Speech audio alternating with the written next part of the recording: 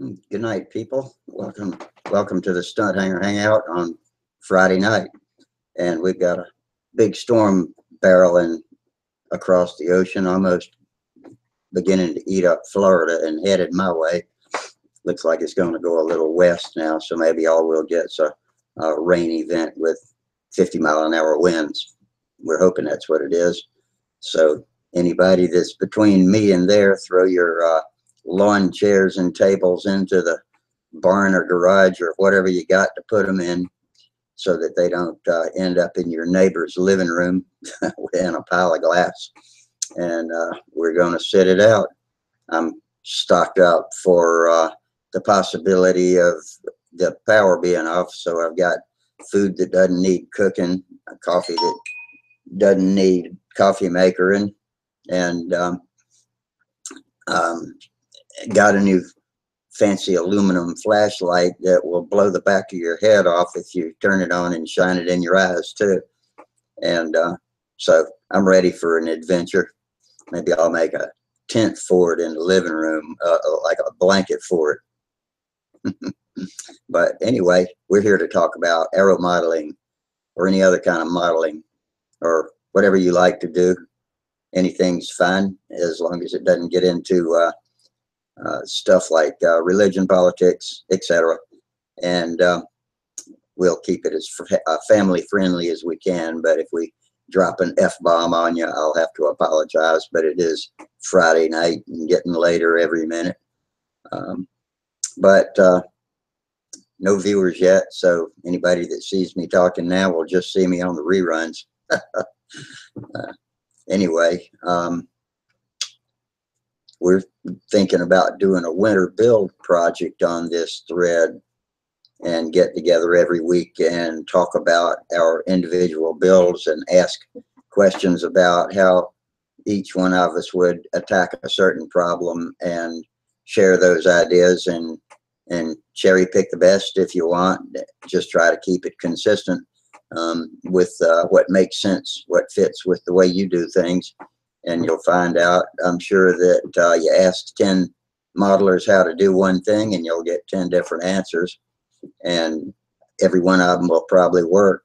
So you know, it's all a matter of preference and learning. And most of the guys that come in here and visit are in the learning stages. Some have been doing some parts of control line and RC modeling for decades and decades, and they're still learning.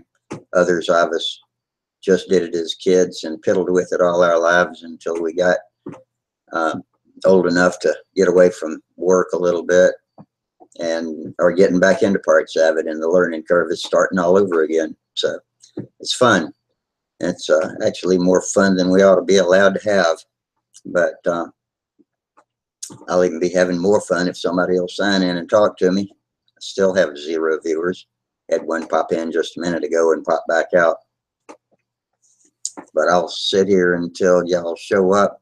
The links are posted right there in the chat box on YouTube, and next to the, the chat box next to this video in YouTube, and also on stunthangar.com, the forum that makes this possible, in the forum called At the Bench, or let's see, live videos, and At the Bench is the name of the thread that I post this link in.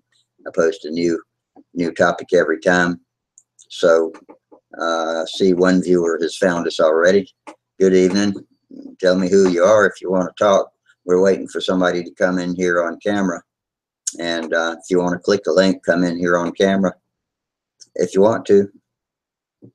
And that viewer's gone again. All right. So, dang, I guess things are busy on Friday night on the eastern side of the country because, like I said, big monster storm coming. Biggest thing they've ever seen in the Atlantic, I think. Reminds me of Hugo in its size, but I think this one's bigger and better, and it's eating Florida like a popsicle. Somebody keeps popping in and out, but nobody can seem to stick. but I got to go out tomorrow and rainproof the shop, because when it rains really hard, that old building on cinder block underpinning lets water seep through the cinder block, and I'll end up vacuuming. After a big rain event, I'll end up vacuuming 14, 15 gallons of water off the floor in there, and that's no fun.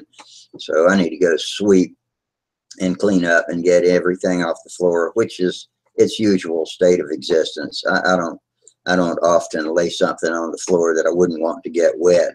And so makes these episodes when I have to do a rush cleanup a whole heck of a lot easier. And so that's tomorrow's mission, is to go out and rainproof the shop, and maybe get my cardinal on the table. I don't know if I want to open it up before all this humidity comes in, though. And we've got our first video visitor, Kenneth Colbert. How you doing, buddy? Oh, we're still hand signaling tonight. Dang, Ken, hadn't got your mic working yet, huh? I'm sorry. And you know what I found out is that when people come back and watch us on reruns on YouTube, they cannot see your pop-up bubbles with what you type. Only we can see it live, and then it disappears. Because I don't think you know, and you can read it over on the right hand side of the screen too, but the cartoon bubble that pops up, they can't see. But let's see. Hello, Rusty. Just fine. No, not yet. I know it sucks. Yeah, it sucks. I gotta go. Sunday morning at 5 o'clock, I get this notice today while I'm in dialysis, and they or you know, with all the refugees coming up from Florida and Georgia, we're having to make time for people that need dialysis treatments, because there's all kinds of people with needs rushing this way as fast as they can. Creeping in traffic's more like it. So I got to go in at 5 a.m. on Sunday morning. That means I got to get up at 3:15, and I hate going to do that on Sundays. I don't much like it on Monday, Wednesday, and Friday, but I know a lot of people need it, and if I was in their shoes, I'd be thankful for somebody to make room for me. So, saw my last video. Oh yeah, that was pretty good, wasn't it? That was Wayne flying my P40. We were trimming it some more yesterday. I had put the weights back in it, because you know, the time we flew it before, I had the weight box door fly off and slung weights all over the place. We could find nothing but the little trap door. So fixed that. And I also fixed the linkage to the flap horn, so that I could connect the elevator rod, the long rod, to the proper hole and raise it up to increase the elevator motion, because I have more flap than elevator, and that makes flying patterns no fun. Turns too sharp and too twitchy. And so I got that fixed. We went out and flew it yesterday, and I was really disappointed after the first flight, because I couldn't do a round loop. I couldn't do a square. It just, I wasn't comfortable anywhere in the patterns. And I narrowed the handle 1/8 of an inch on each line closer to the center, and went back out and banged out the first pattern that's been flown on the new P40. And I would have gotten the pattern points, except for one thing, possibly two, is that I heard it sag a little bit lean when I was climbing up out of the 4th turn of the clover. And so I bailed on the clover after having made all 4 loops. I didn't do the climb and wing over the top. So I would have lost my imaginary pattern points. And live from Hurricane Central. Well, here we are. It's coming. It's eating Florida like a popsicle. Yes, it is. Or worse. But I promised everybody before y'all came in, I'd be So family. Terry's all sealed up. We're all shuttered in, and the storm's going to go right by us, just like I told my wife 4 days ago. Where are you? You're in Florida, right? Yeah, I'm in northern Palm Beach County. in a little village next to the town of Jupiter. I live in Tequesta. You're down there on the lower Alabama part, right? Well, we are the closest spot in the continental U.S. to the Gulf Stream. It comes right to our beach. It's right at the edge of Jupiter Inlet. We have one of the oldest lighthouses down here, Jupiter Light. And It you're is talking about absolutely the best fishing and diving in North America. That's why this I is on moved the here. tip end. This is on the southern. No, I'm in northern Palm Beach County. I don't know where So, Palm Beach County is. all right, straight across from the lake to the east. Okay. If you go like from Pahokee east, that's where we are, a little bit north of there. So we're just opposite Lake Okeechobee on the east coast. On the East Coast. Okay. And how Correct. close does the Gulf Stream come to the shore right there? It scrapes right on the beach. No shit, really? So Yep. y'all have, Honest to God, go to Google Earth and you can see it. so y'all have got all of those beautiful fish just swimming right Yes. by you. And can you Yes, stand out right on there. the beach? Can you stand In out on the fact, beach and cast for them? oh, absolutely. In fact, I surf and jetty fish all the time. Like my son is, he's 35, so now he's too good for that. Oh man, So he's got to go out in the boat all the time. Which is, hey, listen, I love boating too. Believe me. I like other people's boats, all right, but I was Yeah. never fascinated with owning one of my own. Just a hole in the water you Yeah. pour money into. That's about it. I've had 4 of them. Hey, Charles, how you doing tonight? Hey, I'm doing good. And hi, Kenneth. I saw your typing. Hi, Ken. Hi, Charles. Still Appreciate doing hand signals. And Wally, as usual. Hey, Wally. Okay. Hey, Hi, Terry. guys. Hey guys, good to see you. Damn. You know what? I don't think I've got the strength to reel in a serious fish anymore. I don't anything bigger than a 5 or 6 pound black drum, and I don't know if I could do it without ruining my shoulder for a month or something Yeah, like that. there's each fish has its own fighting, the way they fight and stuff. And Yeah. I right now, I mean, I fish. When you and I first met online, I mean, I feel like I know you guys because I see your videos, and I watch your videos. Charles, I watch you again today just for motivation for myself. Oh, well, thank you. Yeah. Yeah. And I watch Shug stuff, and I watch a lot of Sparky stuff. He Doug does. does a lot of effort and makes great videos, doesn't he? Yes, he does. Yeah, Yeah, he does. He does. but yeah. So we're alive here. I've got all my stuff packed up, but I would rather do this and then have it blow away. But my father was a electrical engineer, builder, developer. So I grew up in the home building industry. And I wouldn't live in Florida in anything other than a reinforced concrete structure house with a concrete tile roof. Or my new house has poured roofs. Everything's poured, man. Even Everything. a metal roof that'll peel off just like anything else. Metal's pretty good. I mean, the standing seam metal roofs, they're used down here now quite a bit. In fact, on a lot of government buildings. But the local homeowners associations don't particularly like standing seam roof for some reason. But I've got a steel roof on my shop, and everybody that's good. looks at it, says it's in pretty good shape, but some of the nails are popping back. See, I think the thing was built in 1948, so oh yeah, that's when I was born. And it's more than old. halfway.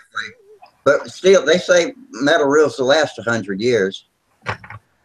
If you keep them, if you keep the moisture from, getting into the metal, they're going to be fine. What kind of, you said some type of seam you referred to your roof as that? Well, I don't have a standing seam on this house. On this house, see, what you want, we have a wood truss roof, but my father designed the trusses. I have cathedral ceilings and stuff in the house and real high ceilings. My dad was 6'6". I'm 6'4". My son's 6'5". Wow, My man. wife's Oh, 5'9". So we like tall ceilings. I guess you So, do.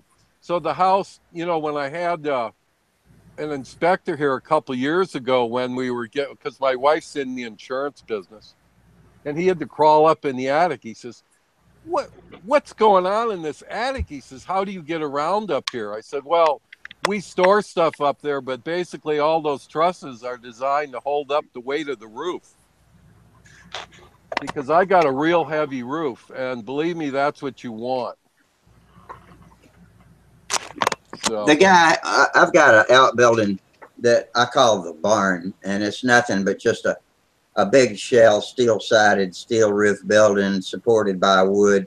And I had a contractor look at it, and it's at least as old as the workshop, and it looks like it's put together by a patchwork of random boards that somebody picked up. And this whole property that I live in was built by the developer of this neighborhood for himself. So it's got a lot of spare parts, I think, in it. But that contractor looked at that roof and walked around, and he said, you know what, that's a old version of what we now call structured, engineered, what did he call it? I don't know, engineered structure that holds the roof up. I can't remember the term he used now. And he said, that is fantastic. But it's that's what you want. It's got angular boards coming in from different directions. Right. See, and that's old school. Now they like to design it so when the home owner looks up in there, you got all this nice attic space. You can put up shelves, and believe me, I love that. Yeah. We don't have basements here, but that doesn't do jack squat for holding your roof up. And then you want to have, they use these things in your concrete house down here. Around the top of it, you have a tie beam or a top pour that's all tied in with steel into the corners and the columns and the windows and all that stuff. And they have these things called hurricane straps. Well, when we built this house, we put in double strapping. And I remember when they were setting when the guys came with the crane and we were setting the roof trusses, the guy goes, oh, what's with this double strapping baloney? I said, well, I like it. It's my house. It's cheap insurance. He says, oh, you'll never need it. Well, hopefully never.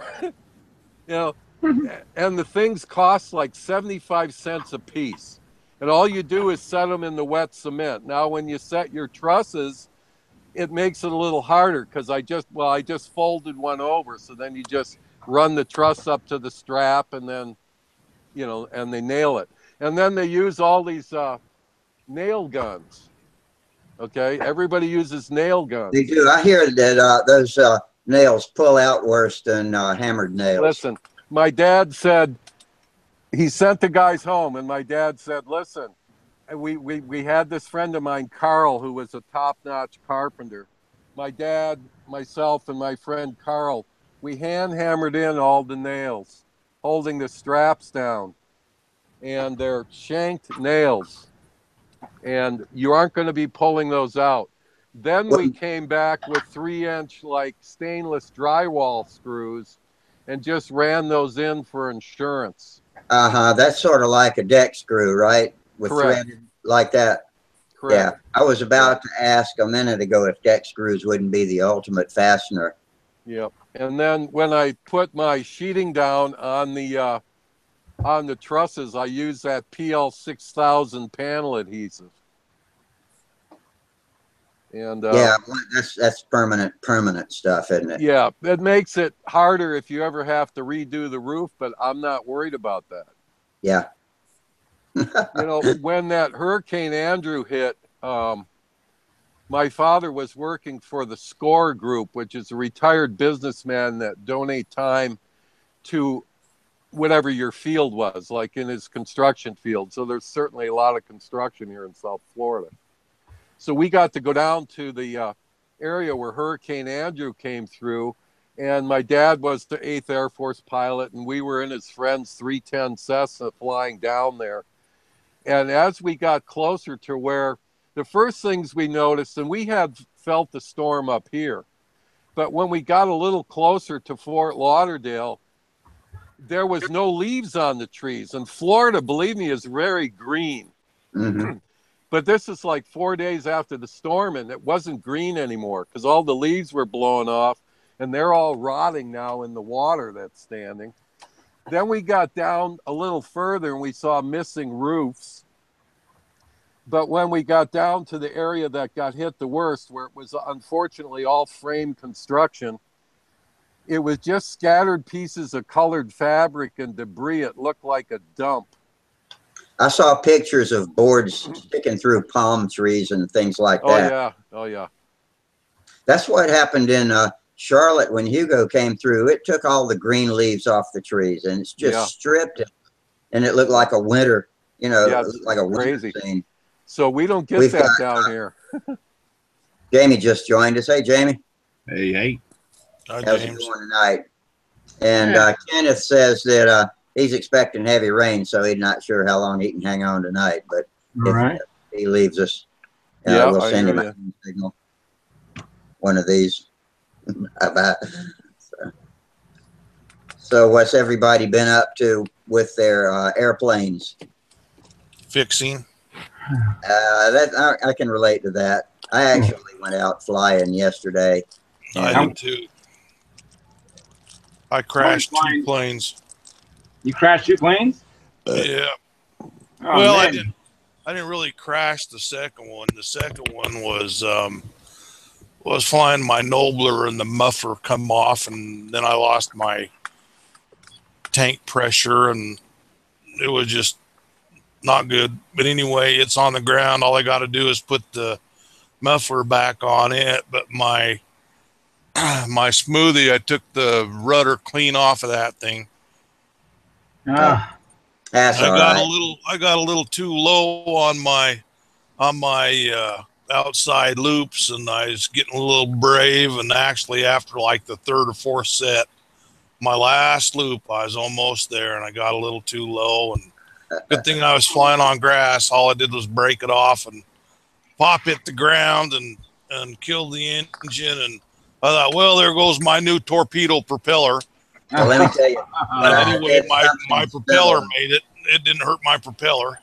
I did something similar yesterday, doing the first pattern I've flown on the P-40, and I was doing my inside, my round figure eights, and on my second inside loop, the wheels skipped the grass. You could hear it go through the grass, and it just kept on going. It didn't even throw me off course or make the plane bobble or anything. And I'm thinking, I'm not letting that stop me. And I kept on going and went back around and flew the outside loop and out and kept on doing the pattern and got all the way until the clover. And in the 4th leaf of the clover, it got a lean sag as I was coming around bottom to climb over the top and out. And so I just leveled off and flew it. So I busted my imaginary pattern point right there. And but other than that, I flew a full pattern on the P-40 yesterday, so I'm happy about that. And I got to look at the rule book and see if my wheel hop would have broken my pattern point. I'm pretty sure if any part of the plane touches the ground during the pattern, then that's pattern points DQ'd. And it looks like Sparky's watching us. He says, okay, we'll hang with you as long as you can. Oh, no, wait a minute. That's not Sparky. That's me. I get us confused because we got the same yellow and checkered plane nose. I wish there was a way to put my avatar up when I'm doing it. What are you sharpening there, Terry? Oh,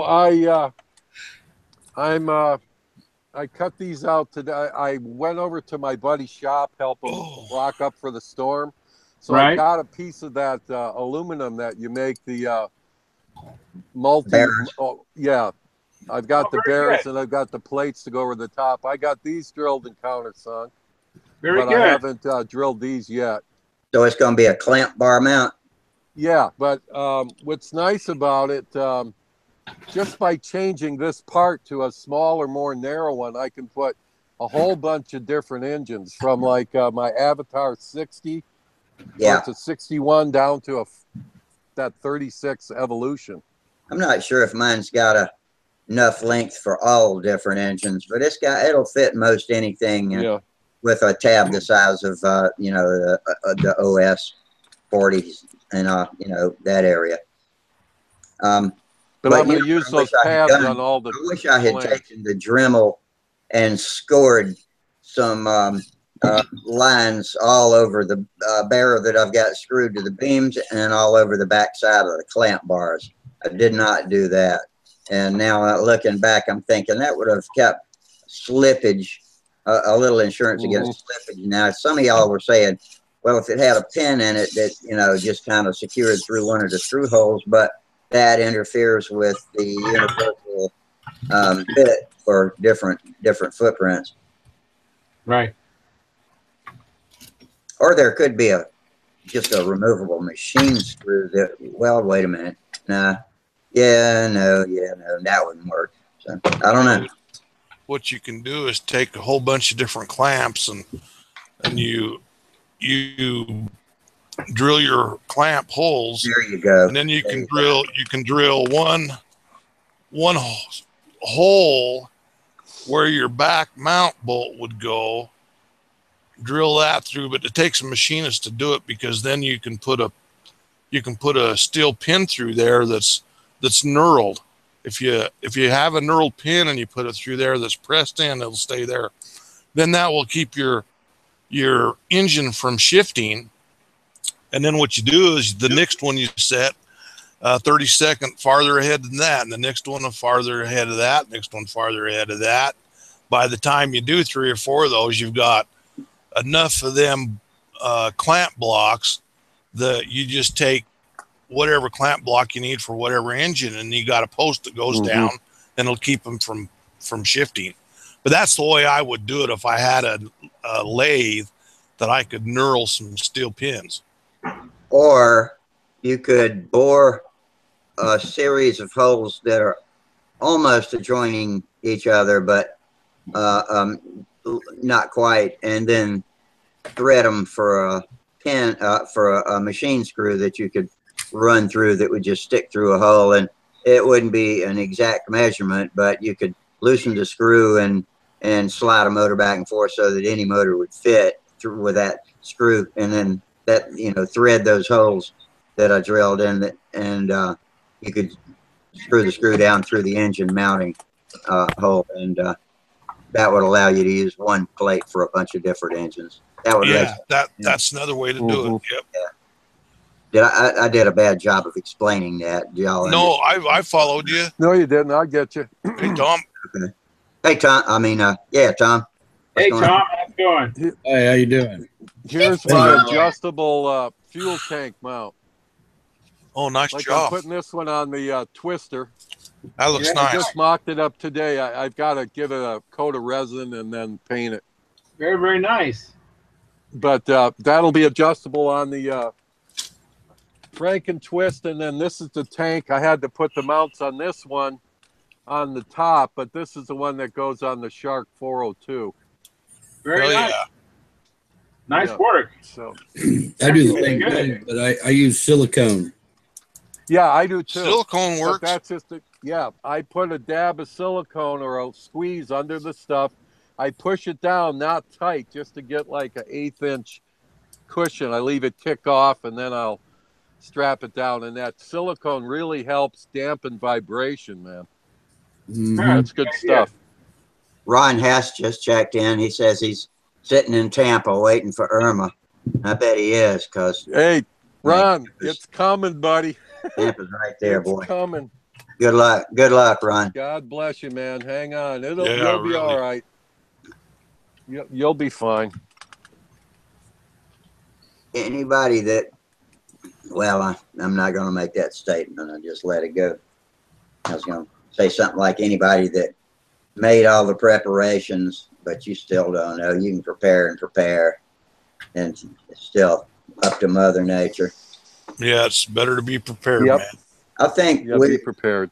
like yesterday, the spaghetti cones had the most of the lines converging right at Columbia as in its path where I am, and I was starting to get kind of frightened because my wife's out of town and she was supposed to come back Monday, fly into Charleston, and that ain't going to happen in any case. And so my son came over and helped me move my lawn furniture and all. But now today, the more I look at it, I think that it's just going to be a windy rain event, probably some 50 miles and something like that. Yeah. But they can only predict so much, so it could change again. We'll see. But I'm counting on that, and I think that'll be survivable. I expect the power will go out. I went out and bought me a new flashlight, that an LED flashlight that'll blow the back of your head off if you shine it in your eyes. Oh yeah, here I got it. Here, Charles. I brought this on to show you. Each hurricane, my son and I like to not try to remember everything, but this is the container that a real nice tactical flashlight just came in. Oh wow, very nice. And okay, so here you pull the insert out and you see, look at all the great template Oh man, material. polycarb. There you Very go, nice. tons of it. So I got 2 of these. So I guess that's I'm set polycarb. for a while. Yeah. It's a polycarbonate, I think. Yeah. I couldn't wait, so I went to Hobby Lobby, and they have this K&S plastic sheets. So I bought a K&S Yep. plastic sheet. This one's That'll do you. $15,000. Hobby Lobby's got some really good modeling tools. And then I went and Yes, got they do. 30,000, a little bit thick. But That's fine. that's how you I can did work it. with it. Yeah. Yeah, you can do it. Michael's, you. on the other hand, sucks. Do y'all have Michael's where you live? Yeah, I do. We have Michael. They're not geared up for the model stuff like They don't Hobby even Lobby. have thin CA. They do have a Yeah. good balsa base selection and that sort of stuff, but Right. if you can't Yeah, even they buy got thin kind of a CA, Midwest whatever. display, the old Midwest display. Yeah, that's right. They do. Yeah. But if you don't sell thin balsa, what the hell good are you? I mean, I thin don't know. thin CA. I never used it much till lately, and now I gotta have it. Yeah. The Michaels I have, it has CA. Oh, does it really? Yeah. I That's think got so. CA. Mine's got all kinds of different CA, but it doesn't have any thin CA. Yours Oh, does? yeah. And maybe Oh, yeah. I'm mistaken about the thin, but they do have CA, but you Yeah. might be right. Maybe I didn't see thin. I saw Gorilla adhesive and Gorilla CA and They the thinnest I've seen is 5 second, okay. and I've always got 5 and 10 second on the table, and that's all I ever thought I needed. But then when I watched Wendy build a wing and Sparky build a wing, I'm thinking, geez, Jesus, I need to get some thin CA. And I went through the twister ring, bang, bang, bang, bang, bang, and That's it, man. I always thought that stuff was brittle and a bad idea, but hey, it works, man. It saves a lot of time, and it saves these old hands from having to spend more time fiddling too. The whole wing of mine on that P40 it's all CA. Oh, sure. You The got a first good time I point. used That's good. CA on That's a a good model, bond.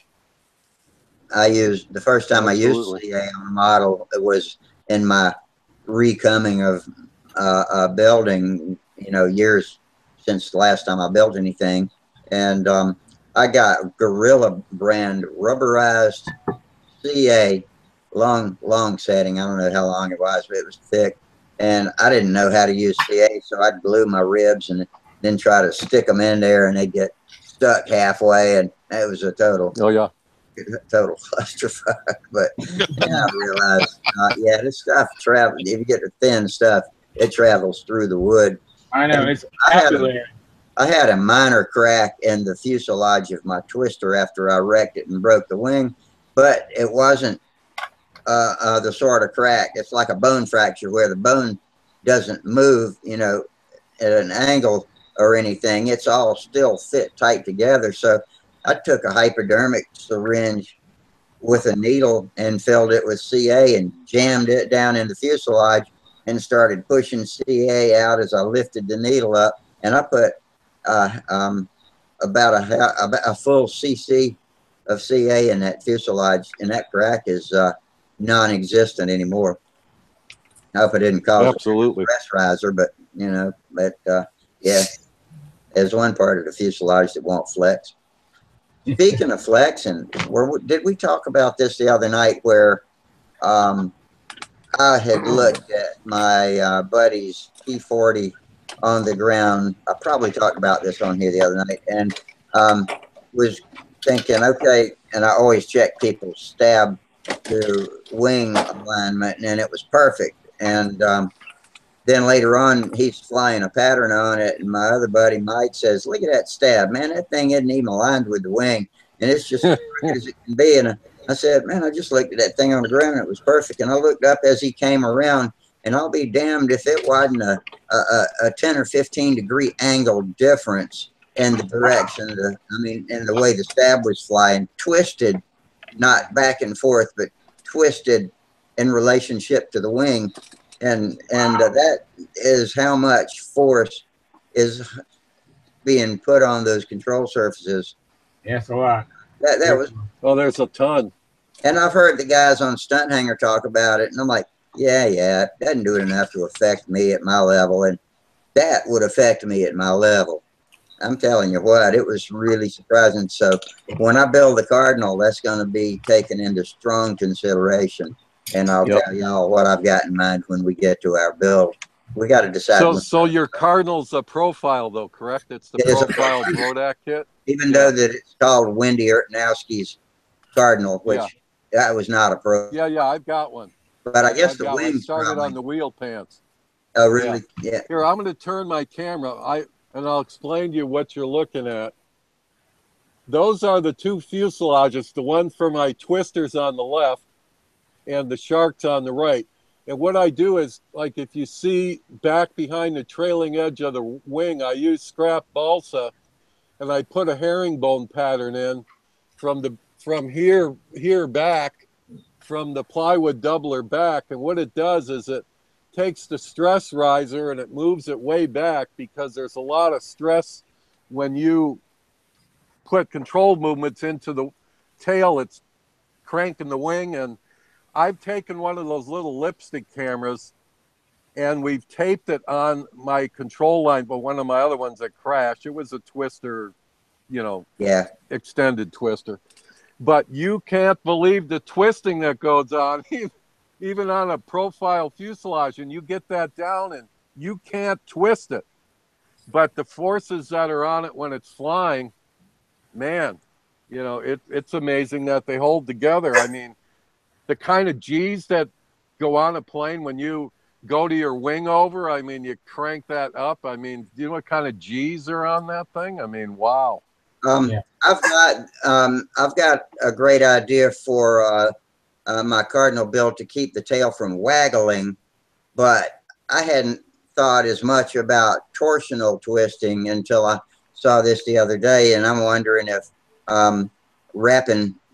coating it with fiberglass and epoxy will stop that as well as anything, or is there a I finish mine with epoxy finishing resin, and I use the the big tea bags. I think we talked about that. We make did iced tea with the big Louisiana iced tea bags. Yeah. So I cut those open, and then I saved those bags, and those laminated fuselage beautiful. And the quality of the silk span, I've never seen that quality available before. And you doped it on? Hobbies. Huh? You doped it on, or finishing? No, I use that finishing resin. Okay. I got to go to it really strengthens it up. The dope, I don't have any, so I don't use it. And my wife complains about the smell. I use either the 30-minute regular resin or the finishing resin. I diluted a teeny bit with some denatured alcohol.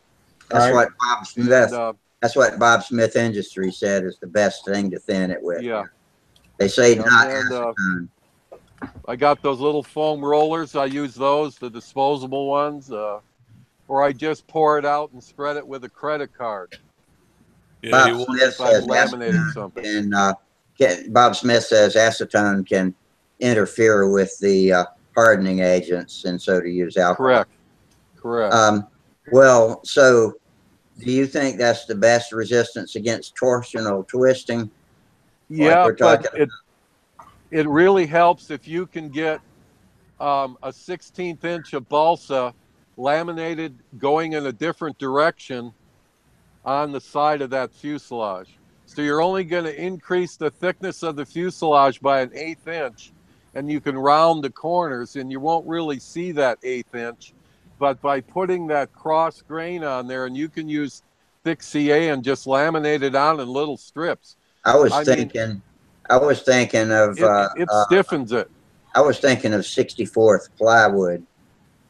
Yeah, see, that's what I got on here. Let me get this. See, for the I call it a Franken twist. I mean, you know, the Franken whatever that gentleman. I saw the article, and it just brought such happiness to me because you know, That Ted Fancher? we started, yeah, like we started doing this.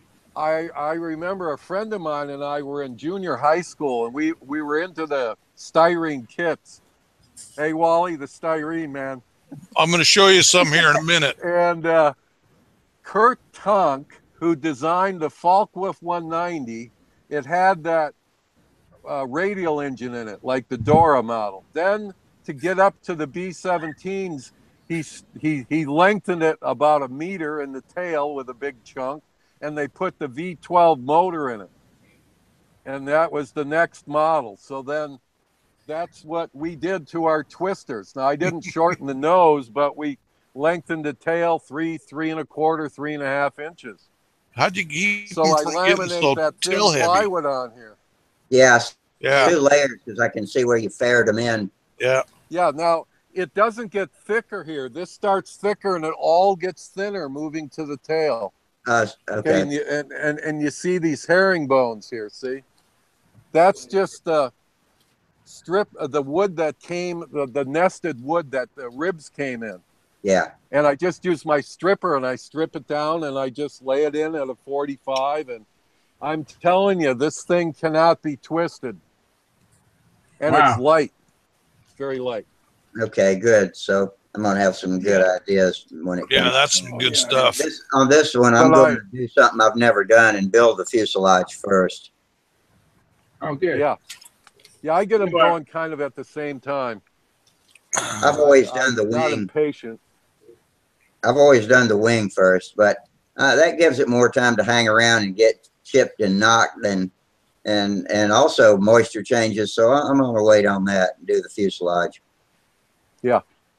You know, Rusty, I read there was a thread on Stunthangar or Stunthangar about the same issue you're talking about, and I haven't done it yet. But someone said they just laid in some carbon fiber rods in the fuselage. Yeah. Mm-hmm. They you know, just made a little concave groove and just laid in the fiberglass. Excuse me, the carbon fiber rods. Yeah. Just to open up the fuselage on a profile. Let me tell you what my idea is for the wagging twist is to slit it all the way from almost at the wing root all the way to the back end of the fuselage. Just cut a thin strip out so that I can take a 7/16 wide by 1/16 inch piece of carbon fiber strip and press that in there, and it'll be just a tiny bit, just a 1/16 narrower than the fuselage, and so I can fill that with something light or epoxied in or whatever. And but anyway, that's going to be epoxied in, and I don't think that'll let it twist back and forth at all from the wing course, that might make it break off right behind the wing if I don't put something on the outside, but I think I'll fiberglass the whole side of it and then put silk span over that and dope silk span over the epoxy fiberglass just so I got a smooth painting surface. Does that sound like I'm overdoing it or making it? Well, You I might like, be overdoing it. Might be too Yeah. heavy with the glass. I That's- wouldn't do any fiberglass after the CG. yeah, and that's just what I was going to say. You're going to be You'd fiberglass be the very nose all the careful way about back. tail heavy airplane. Yeah. So you'd fiberglass everything from the nose back just behind the CG? Well, Or how no, about I just wouldn't behind put the, well, how about just see, behind I the use that fingers? resin. I use the resin and the tea bag material, but I wouldn't use fiberglass. I would use, like silk span, but I wouldn't. Silk span. Fiberglass is too heavy. I've got silk Too span. heavy. I've got Dr. paper too. I haven't tried the Dr. paper yet, but now that the storm's going to blow by us, I'm going to try it. It doesn't resemble silk span to me, but I've No, only ever used the silk span that came in little Satan kits and stuff like that. And over the years, I've accumulated some of it. I got a bunch of that. I still have some silk span silk blue from Japan. The I think it's real made by the real silk. the Yeah. real stuff. That's what Yeah, they I call found it gap just tissue. yesterday. Yeah, I still use a lot of real silk. I like silk it's panty. cool. I hear the Christmas paper, that white or different colored tissue bag stuffing paper is no good at all for No. length. No strength to it. Yeah, Yeah. no, Too thin. yeah. And it's a completely amorphous weave or not weave, but structure of the fibers in it. It's got no grain to it or anything. So it's I don't think it correct. connects well. Yeah, the fibers don't connect well. Yeah. Yep. Man, I got a news update. Hobby King is running a sale on that Black Hawk Models Apocalypse for $25. What's an apocalypse look like? It kind of looks like a modified Skyray in a way. A lightning streak is another modified looking sky ray. In fact, I think that's the English version of the sky ray. You see, I think the lightning streak looks like the Funk streak. It's like Brodag's version of it. Unless you're talking about another lightning streak. I'm talking about, I was thinking it was a SIG lightning streak, but it resembles a flight streak and looked like a flight streak and a sky ray had sex and made a child. Made a child.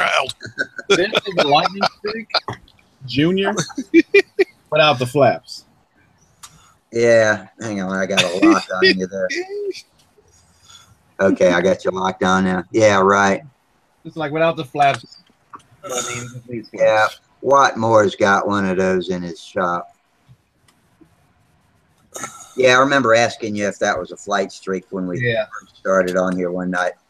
But on a happy note, the Ringmaster is fixed, patched. Oh, right. good. Good Right on. job. Nice job. Just needs to mount the tank and it's good to go. Sweet. I bought some white Monaco to patch the wing well. Guess what? Brodak white and Top Flight white. They don't Different. match. Yep. Yeah. Same thing with blacks and blues. They're a whole different color. Yep. Yeah. One's more cream. But it's Cream than drunk white. tight, so that's all that matters. You got a 7-digit number there, Jamie? Yeah. Me too. I just got the number this year. You can tell a newbie when you see one. Oh It's yeah. got 2 zeros in it. I'd like to drop the 2 zeros. Mine's 100-8622, 6822. And I'd like for it to just be 6822. 16822 would be good. Just drop the 0 zeros. But you got to pay them now to do that. They won't do it just because you want it. Yeah. And also got So any 5-digit guys out there? Any 5-digit AMAs? there's a guy in my club, he's 4-digit. My flying not buddy's that old. 4-digit, but that's because he's a CD, and Oh it'd be yeah. a CD. Sometimes they'll give you lower numbers too if you Yeah. ask. Yeah. They may give them to you. I don't mind my 7-digit number. You know, it's my number. Who cares? It's I've all done good. well. My buddy I've done well flying that number, and I'm My gonna buddy- be damned if I'm going to trade in a number that's won me a whole wall full of trophies. So. Yeah, Yeah, it doesn't really the number they change gave me, that's the number the I don't want. Even though I've not had to really honestly beat that many people to get them, but you know how it goes. There are a couple of legitimate wins mixed in there. That one at Triple Tree this spring was a legitimate win, and so was the one at Huntersville. So I'll take that. Yeah, take that, buddy. All them Anyway. half-A's, all those half-A's hanging a while back there are legitimate. I go out there and fly the shit out of those things, and everybody. I love it. That you I do love too. If they can crank them, they just fly around and around. If they can get them cranked.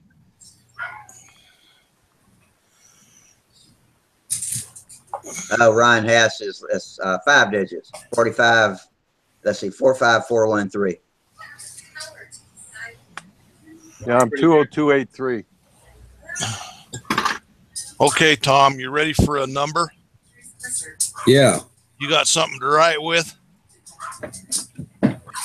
Wonder what the first AMA number ever issued was. I don't know. Let me know when you're ready, man. You think it was a 3-digit number? 001? I think probably it was Or 3 maybe 100. I don't know. That would throw it off. 01. Who knows? I remember Bob Palmer was 3 digits. Well, you know, Charles Aviojet is 3 digits. He bought his number though. He's 007. That's kind of cheating. Did y'all ever see his flight streak? His what's it called? But he painted it with rattle cans, and it's the most beautiful 007 themed flight streak. Skyfall. That's the name of it. Have y'all seen that? That's a gorgeous plane. But so I think he's a James Bond fan, so he got his number to be 007. Everybody gets on his case because he builds and finishes and then doesn't fly. But he's an artist, and that's his palette. I got no problem with that. Now, That's great.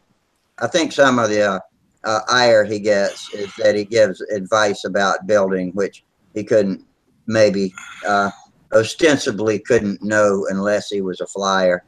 He can fly, but I think he's got some physical problems that, you know, stop him. And he has flown, so I don't see any reason to give him a bunch of shit. I like the guy, all right.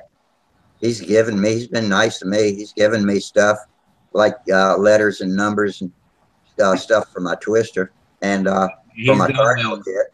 He's done my graphic. Yeah, that's right. That's right. Hey, Wally, I got a pen and paper. Okay, here you go.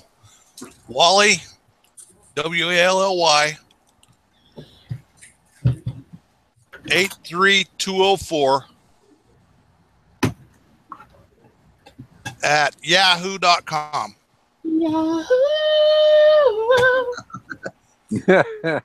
Send me an email with your address, and I'll send you a copy of these P40 plans. Is that AOL.com? No, not AOL. Yahoo. Yahoo.com. Yahoo.com. Yeah, 83204 Yahoo. Yahoo. Yahoo, baby. Who the hell is that doing that? Jeremy, Davey. First time. I'm doing it from now on. Okay, you guys want another little tour? Sure. I want some free I'll be right back. Okay, here's the deal. I won't be able to talk or hear, but I'm going to have my camera, and I'm going to wheel you around. All right. All right.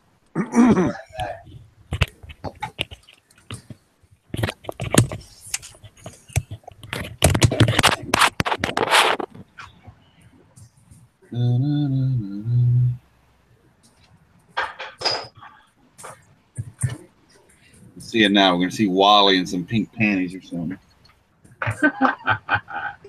You can't respond now. Yeah. You can talk all kinds of stuff. You won't say nothing now.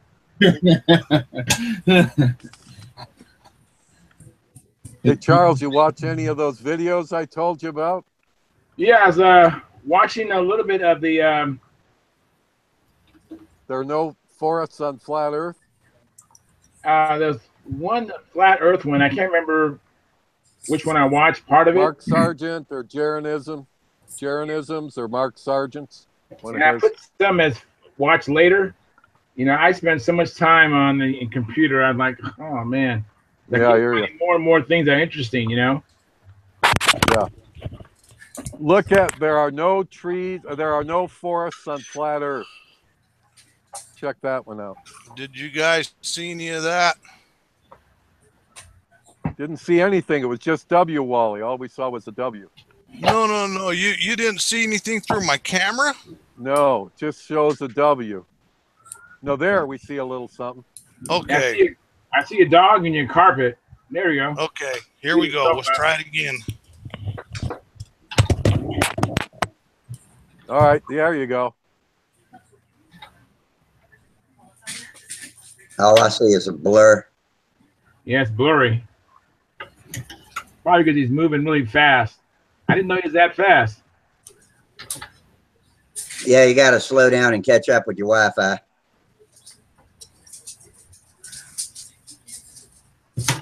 God damn it. Wow.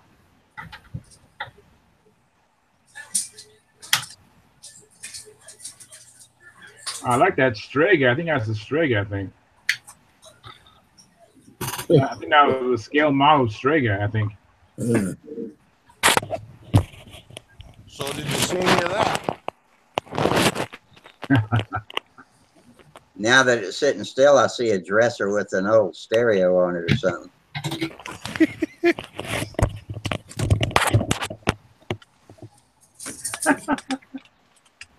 This stuff is funny. Oh, excuse me. That's pretty cool. I might make a picture out of that, desktop picture. Was that a cabinet full of engines? I see Wiley's face. I saw that for a second. Yeah, it's mostly blurry.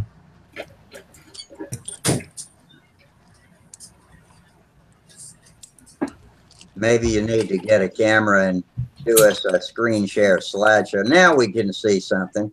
There, when you hold it still for a minute, it gets the time to focus.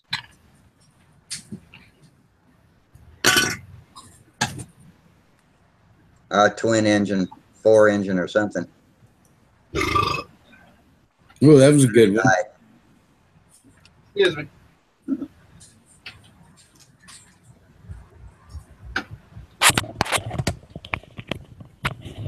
I forgot Wiley said he can't hear us.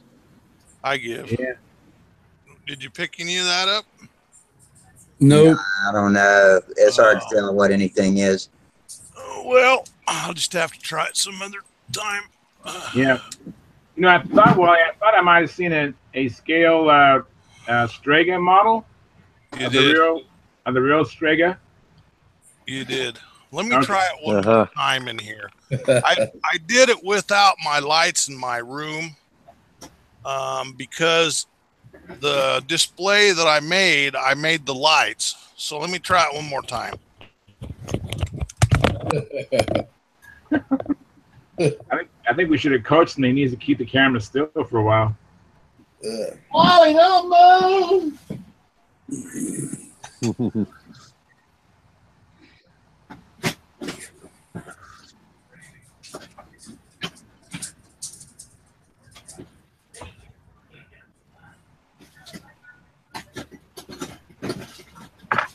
Terry, Yes, sir. I cannot talk about flat Earth. We just can't do that on here. All right, no problem. Okay, I appreciate it. Thanks. No problem. Talk about what? Never mind. Exactly. Man, damn it. Oh, right in my face. The only way to do that's with a No offense intended, of course, but No problem. The way to do that is you got to do it with Wi-Fi.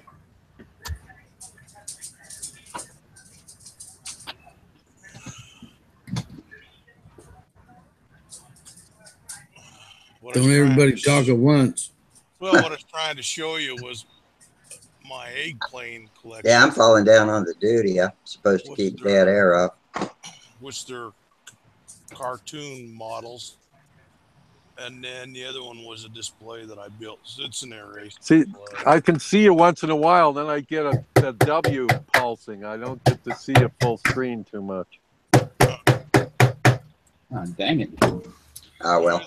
It was worth a try anyway. James, at least he's doing some building.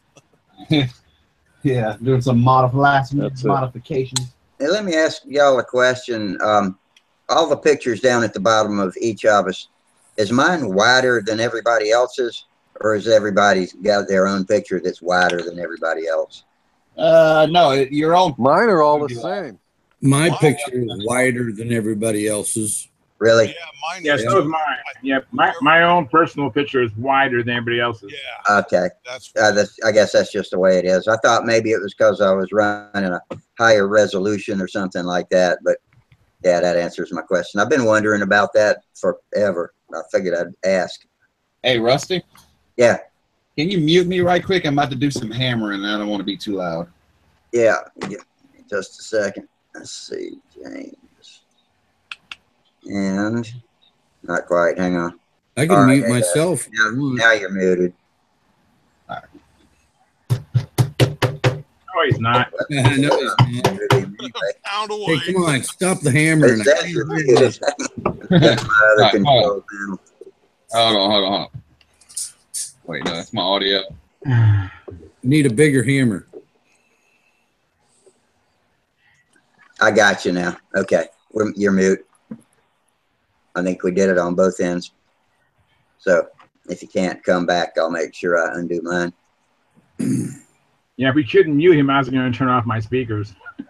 Hey, Wally, Yeah. I sent you an email. Okay, I'll watch for it, Tom. Yeah, when we're doing our shop builds, it's going to be tough because we're going to all have to be muted a lot more of the time when we're making a racket. And you'd be amazing what a racket just a piece of sandpaper makes. Yeah, it makes a lot of noise. I'm going to run And my. I talked to Sparky. Muted.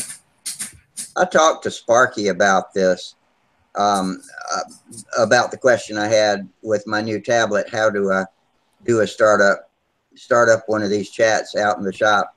And he said he doesn't know of any way to start up and host this show, even to be able, even if he started it up and handed it over to me, which he's done before, with a tablet. And so I'm not sure I'll be able to do this show from a tablet, but if I can't, I guess what we could do is have me start my own show up, which I can do, and we go ahead and do our Hangout with me hosting it as usual. It won't get archived or be seen live on YouTube. It would be seen live on my channel. And then when we're through, we can post the rerun over to Stunthangar. And that, the only thing about that is it would give us a night where the YouTube viewers, our usual crowd of anonymous viewers, wouldn't be able to see us doing it. I guess I could post a thread on Stunthangar to whoever is a guest, whoever's a member of Stunthangar, you know, would be able to get it. But all right, so I got some things to work out before we can actually commence this fun build we've come up with. Well, if you can open up your browser on your tablet to where you can open up YouTube or, you know, start whatever, you know, you can start a chat on YouTube. Yeah. You should be able to do the same thing on a Hangout. It seems like it. But when I'm on the tablet and I log into the Stunthangar YouTube site, I cannot access the live streaming buttons that I need to click. However, if I sign off of Stunthangar and go to my own site, those buttons are there. And That makes sense. said he knew that's, if I understood Sparky right, he knows that's how it is and doesn't know a fix for it any more than I do. So I can't start a live event when I'm logged on as Stunthangar. Only when I'm logged on as Rusty K. Me and Jamie and a few others, we did a lot of hangouts last winter. Yeah. Then we, Oh, yeah. Yeah, I remember early morning, 5 a.m. wasn't even daylight. And where we are shooting this shit. Were these all recorded automatically onto YouTube as you did them? no, What That's we would do gotta is be we able would to just do. jack one of the links that Sparky would post on Stunthangar. You know, so like we'll find like an old link that he would post. I would click on it, start to hang out, and send the link to Tom and Frank and whatnot, and they just join on the link and bam. Yeah. I got you. Yeah. All right. And when you were through, was that posted automatically to YouTube? No, not at all. It wasn't connected to YouTube at all. We've got to be able to post to YouTube. it just stays in Hangout. Yeah. We've got to be able to post to YouTube. Yeah, we did it. We did it quite a bit last year. I remember I got in on one once or twice because I had it active on my phone and it rang and I answered it and there I was in a live chat. Rusty, you can take the link and you can post it in the YouTube. Oh, excuse me, in the YouTube chat. Yeah. Yep. How do Those you go about wheels turning now. Do you know how to do that? Copy and paste. Oh, I see. Yeah.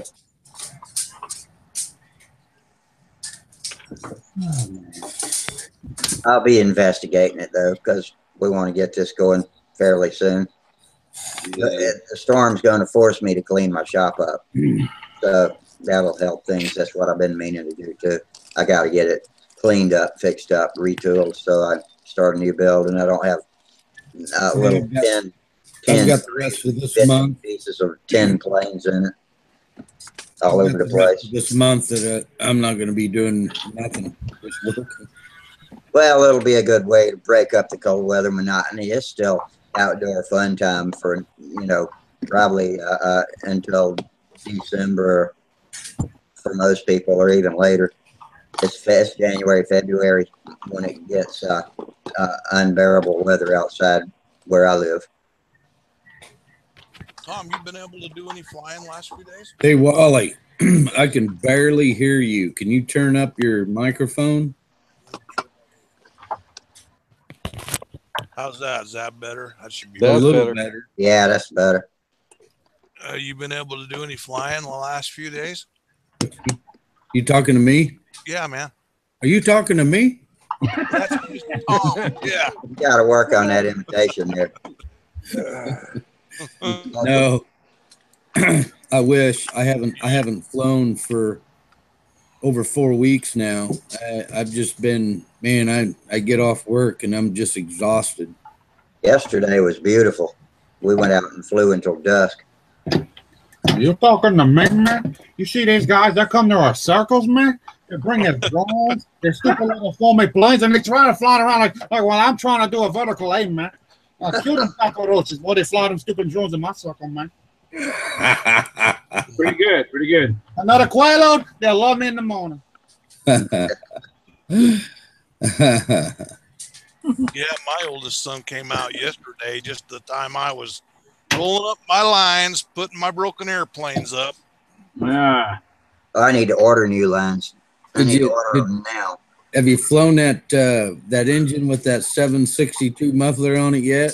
No, I haven't. You know why? Because that's on Why? my youngest son's airplane. He hasn't been down here to fly it.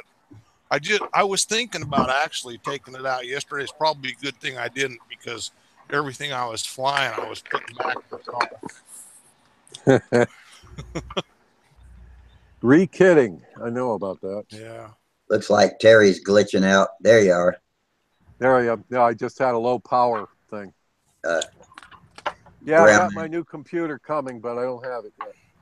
I had to do a full restore on mine today. I started at 5:30 and it finished about 8:45. I was beginning to think it wasn't going to be in time for the show, but it did. And then the same thing happened again. I had my Outlook crash and I couldn't fix it.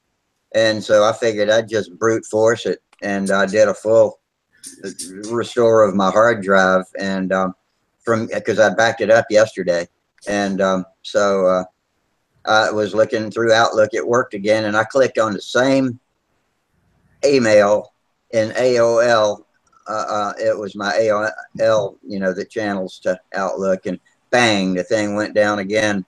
It can't, and it says it can't find Outlook.pst. So I went in the folder, I drilled down to it, and I renamed backup.pst to Outlook.pst, and it said it still couldn't open it. So I don't know what the hell the problem is. I tried deleting, That's weird. starting it to see if it would just build a new one. Nope, wouldn't do that either. You know, when I tried to email you, I could not email you, and you tried to email me, and I've got another guy on AOL, and I can't get him. I don't know. I mean, I'm on a Yahoo address. I don't know. I don't know what's up with that. You know, Yeah. every time I send my newsletter out, and it was worse when I was sending attachments with it rather than just links to Dropbox.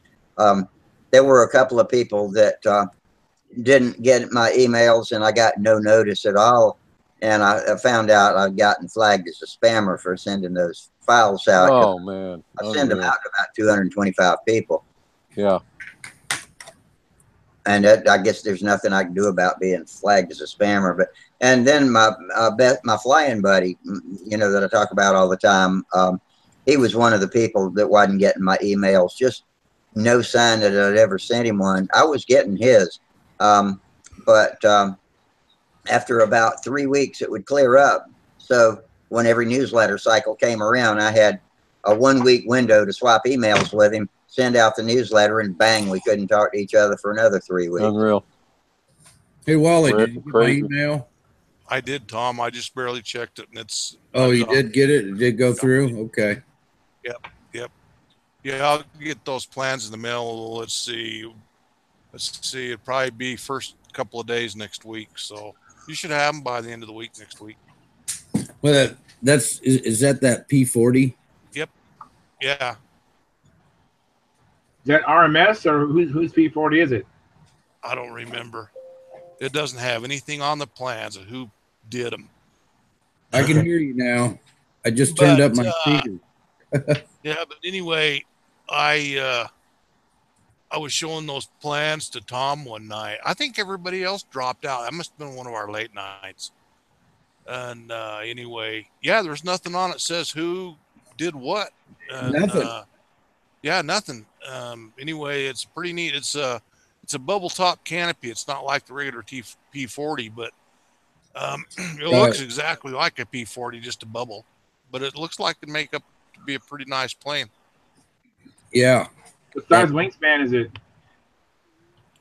I don't remember. What was it? 47 and a half, I think it was. It was almost 48. My P40 is 53. Yeah, you know There you what? go. I don't have those plans up here. I'd show them to you. I've got them all folded up and in the back room. That's got a built-up fuselage, don't it? It does. Yeah. It looks like it'd be pretty easy to build it, though. It looks pretty straightforward. Yep. My P40 pulls like a horse. I might need to move the lead outs around on that and Is experiment. that an electric? Huh? How? That's electric P40? Mine's not electric. How's your offset on your engine? Yeah, I was going to ask that. How's the engine offset? 2 degrees. Oh, Yeah, that's about max. But yeah, I would just move your lead outs a little forward, and Yeah. Sure. if it doesn't mess with your center of gravity on your CG, you're good to go. Yeah. And you don't have excessive tip weight, right? You don't have like 2.5 ounces or anything. No, that's what the book said to start with too, but I'm down to 1 1/4 right now. Yeah, they always say 2.5, and that's way too much. Man, that's a lot. I got That's 1 too 1/4 now, much. but it hinges when I jerk it up in a corner. The outboard wing dips. So Yeah, that's a little too much weight. yeah, so I probably But need. what you want to look for is if lighten up a little bit. Level flight. But that sounds like you're definitely got too much weight in the tip. I think the twister's That's got what it sounds 3/4 like. in it. Too much tip weight. Yeah. I think the twister's got 3/4 in it. Yeah, that's good for a twister. I've got an ounce in this smoothie, and it's Feels like Be it right could back. actually use another quarter. Okay, Charles. All righty. Yeah. I have 3/4 of an ounce in my right wing tip. I kept taking. Yeah, that's about where I'm at. 7/8 Yeah. ounce on mine. On mine. Now mine does fly wings level in both directions. That would lead me to believe that it's okay, but I think it needs a little removed still. Yeah, a little removed and the lines forward a touch, maybe. Yeah, Yeah, I would did. do the lines first, and then Yeah. I did put a 25 degree by 3 inch trim tab on it because I had to lift that wing up a little bit. Mm-hmm.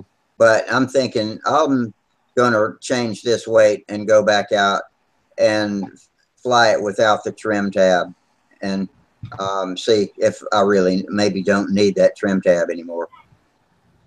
I don't like using a trim tab anyway. I don't like. Yeah, I don't like them. No. I mean, I get it, but That's aerodynamically unsound.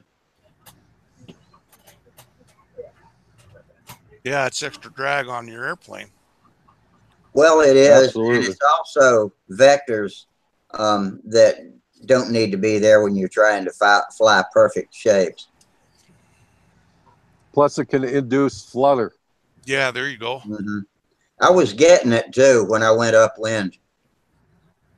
I was You can getting feel flutter. it sometimes. I had a friend's plane. He said, "Fly my plane, fly my plane," and it was an Arf Nobler from Tower Hobbies, and I don't know, Wang Lu or whatever. And I don't mean to be any racial slurs. I have a lot of Oriental friends. I apologize for that.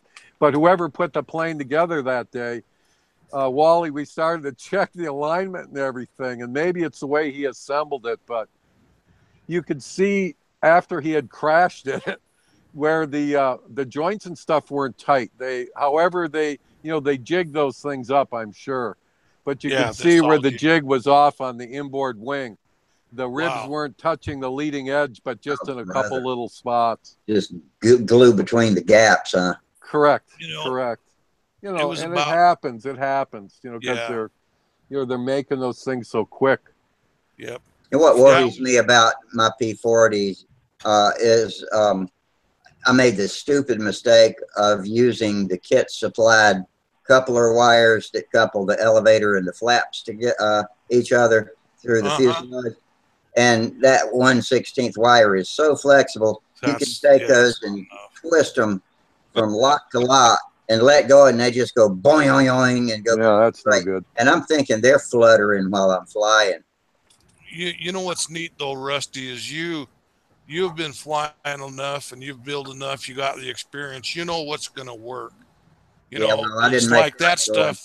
That stuff you just throw it out for an 049 airplane or something. You know, you put in the good controls like what you want to do. Yeah. Yeah, I never realized how much thought it takes and engineering it takes to build a plane to fly straight, tight, and true. You know, because I've, you know, like you said, I've been building the half A's that you just snatch around in the sky, and you got no idea or really no need to have an idea of if some part of it's throwing shapes off as you jerk it around and impress your friends and neighbors. But it is a different story when you got to build a bigger plane, pulling a lot of G's and trying to impress judges at the same time. Yeah. You know, hey, Charles, you know, on your score, right? The first score I got was like 5 years ago, and I built it and I flew it. And I ended up crashing it and busted it all up. So anyway, then a year later, I got another one, and I got it off of eBay. I thought, wow, you know, I bid pretty high on it too, actually more than what I thought I was going to need to, but I wanted it, so I got it. And I get it, and I open it up, and I look at it, and both of the flaps are just warped bad. And I'm thinking, no wonder why somebody had it on eBay there, you know. And anyway, I took the skin off of them, and then I reduplicated them and built my own flaps. But, man, I was sitting there, I couldn't believe. And I thought, well, at first maybe they tightened up the covering, you know, on one side too tight and bowed it, you know. But Right. But I just think it was the wood that decided to go. And anyway, after I built the new ones, everything was good. But it's like, wow, I can't believe now I got to spend all this time here Yeah. building flaps now, you know? Yeah. Are those flaps built up, by the way? 'Cause I've never checked them. Are they built up? They are. Yeah. I know they're really thick. Yeah, it's a thick. It's there at the trailing edge. I'm thinking right. They're about a ½ inch, like 7/16. They're pretty thick. Yeah, they're pretty thick. Yeah. Yeah. It's like a wedge. Yeah. I never thought to check them out. Boy, it's crazy. Mine were so bad. I was sitting there's no way this airplane will ever fly. You know what? I think having a flat flap, being flat, and not having that wedge would give you a little bit more forgiving around neutral. I think it'd be better actually. That could be. I don't know. Yeah. You'd have to ask the experts on that. You know, I don't know. I know Wendy always proposed that you put like a quarter inch thick flap, and then between the thickness of the airfoil, and it'll just give you that forgiveness there, where you can really get locked in on your level flights and during your maneuvers. Like your legs would be flat because they won't be so sensitive. You know, because there's a lot to be said for finding the neutral flight. I've flown a lot of other guys' airplanes. We swap airplanes. I like guys to fly my stuff. Like Rusty was just saying about the half-A stuff. You know, you can kind of slap them together and they'd fly. But when you would get the fly one that was built right and the thing just grooved out there, and I mean, when you get one that flies right, you can tell the difference even with the sound of the motor. Yeah. When I first built my baby, the feel, you know, it's the feel you get that feel, you know, it's just like. But wow, to find neutral, yeah, I've flown some guys' planes that have no neutral. Yeah. The plane's either climbing or diving, and I don't know how they can, you know. Yeah, there's no neutral. You got to get a neutral. Yep. When I built my baby Flight Streak, it was the most meticulous I'd ever been building a kit plane, and I flew that plane, and for the first time in my life, it felt like I was flying a real plane. There you go. That's what I'm saying. Yep. That's a nice feel. Oh. Yeah. Well, that's the feel, man. That's it. When my P-40 engine shuts off, it dives for the ground like a rock. I mean, if I pull up, it's got a lot of wings, so if I ease it back up, I can glide it forever. But its first an instinct when the engine shuts off is boom. Really? You think that's wild. When the power goes, the nose drops. Yeah, there's something wrong with the trim. That's a trim issue. CG. It's got a big wing too. Yeah, the CG maybe is off. It shouldn't do that. It's like I got negative incidents or something. Yeah. Yeah. You know, with those you know, with the old style combat planes that I like to fly and build, they're so shortly coupled that even by putting on a tongue muffler, you've changed the CG, and going to a full size sweet potato type muffler, a kazoo muffler, whatever you want to call it, really throws the CG off. You can't. You've got to add. You know, I wrap lead around the lead solder around the control horn. And I've got the two pieces in my flight box, so if I have to put a muffler on, I've got to put that lead on the tail, or it just first of all, when the engine quits, it dives to the ground, and you don't want to have to muscle it up. You should be at neutral, where you just have to feed in a little bit of pressure. Yeah. A little bit of pressure on just to compensate for the wind direction. Correct, and the little bit of dropping of the nose when the power goes away. You know, Rusty, when you fly that plane, you might want to look at the angle of the you know, the attitude of the plane when it's flying upright, and then the attitude of it when it's flying inverted, and see if they're the same. You know what I'm saying? I watched it flying inverted on that movie I posted yesterday, and it looks like it flies with the tail hanging down when it's inverted. Yeah, so if you can, try to get it so they're the same. And that's you got to adjust your push rod length to get that to be equalized. sometimes you have to make a concession and a compromise. But if you can get it so it stays, totally zero out, upright and inverted, that'd be the best. But if you have to, just kind of make a little slight concession to make them close to where they're flying the same kind of, sort of. Now, I see a lot of higher level pilots flying with their tail hanging lower when they're inverted. You get a P-51 the way they're built, and when it's inverted, it'll just naturally look like that. The real ones are the same way. That's how it looks, though. I think you might have a little bit of a nose heavy issue, just slightly nose heavy. Maybe. I got it balanced. Yeah, you could do. It'd be easy to check it. Just add a little bit of tail weight. Recommended CG, but I had to put a 1 ounce aluminum spinner on it and a big muffler to get it to balance, and it hit it right on the recommended mark. I didn't have to add any weight anywhere. However, maybe I'll put a tongue muffler on it next time I fly it and see what it does. Yeah, see how it handles. It makes a difference. It sure is quiet. I love how quiet it is with that big muffler. Yeah, I like that too. You can hear my wheels rattling though. They make a racket. I got to do something about that. I don't know what to do without making them stiff. You can take some dental floss and just tie some dental floss between your wheel collar and the wheel, and just do one like bow tie loop or cross tie, and see if that's enough. Yeah, I do that on my RC stuff, especially on the Quickie 40s. The ones I got a that collar have gear on both sides of the wheel, and one of them is loose. That's the one. I bet if I put a set screw, because I put the inside one with no screw in it, and then the outside one against that with a washer, in between them too. I bet that inside one without the set screw is rattling. Maybe too loose. Yeah, too loose, maybe. I'll try putting a screw in each of those and see if that doesn't stop it. And the dental floss too. That's a great idea. I'll try that. Works good. I've never heard of that. What about I've used it, and you really don't want the wax type, because the wax here in Florida gets gummy. Yeah. It's gonna get gummy enough with castor oil after the first flight anyway. What do you do with the what do you do with the dental floss? Wrap it between the wheel and the collar and tie it, and do it with a knot you can pull out and try before you seal it down for good, so you can find out how many wraps you need to stop the rattling without making the wheel stiff. If you got a stiff wheel, you want it to be the outboard wheel. Correct. Yep. Yeah, you don't want so you guys know I fly RC gliders, right? Right. Yeah.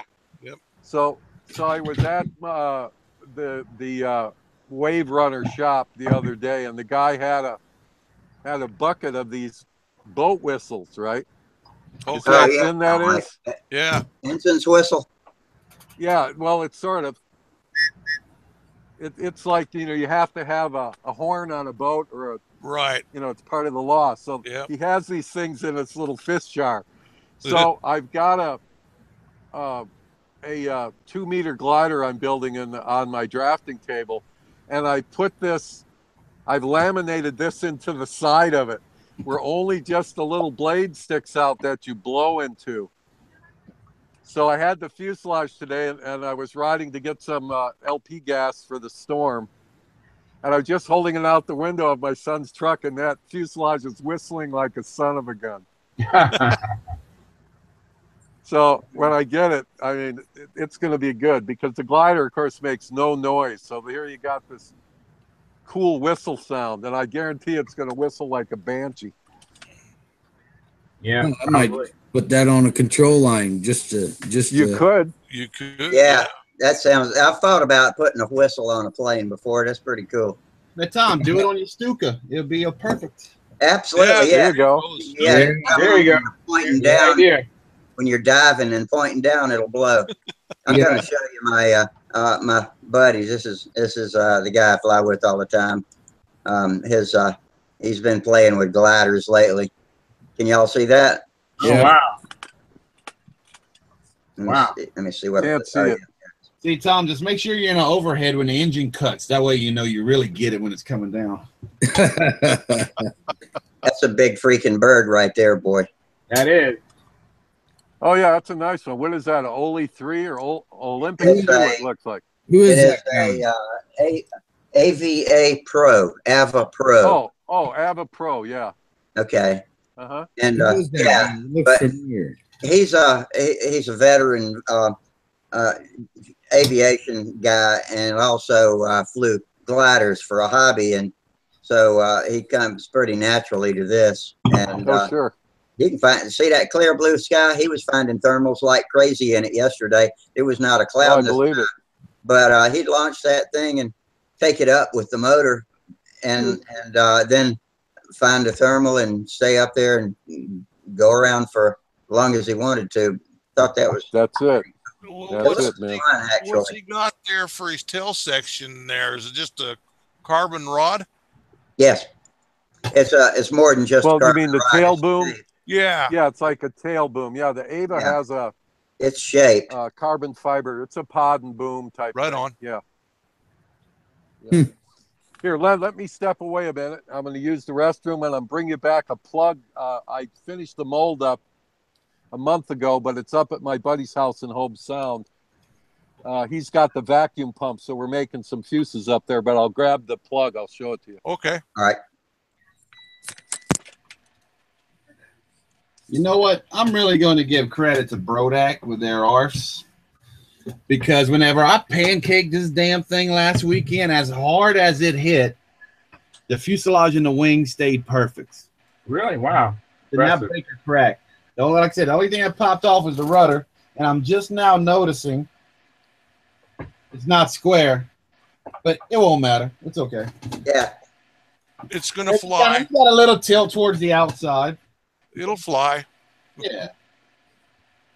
Yeah. They probably fly fine without that tail, except for when you're in the overheads, you need the tail. That's, I think, where it comes in the most useful.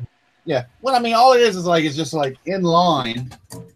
It's not square. Not You know, quite. it leans towards the outboard wing a little bit, and there's a little offset. So You'll be okay. There's nothing wrong with that, man. yeah, I mean, I ain't flying Pampa with it, so it's all right. That's still a pretty nice looking airplane. And the thing I was just not trying to do, I was trying to put one of them brass inserts for the landing gear, to where the landing gear slips inside of it and it won't waddle out. But I'm gonna have to like really drill it out because my Dremel gets stuck in it.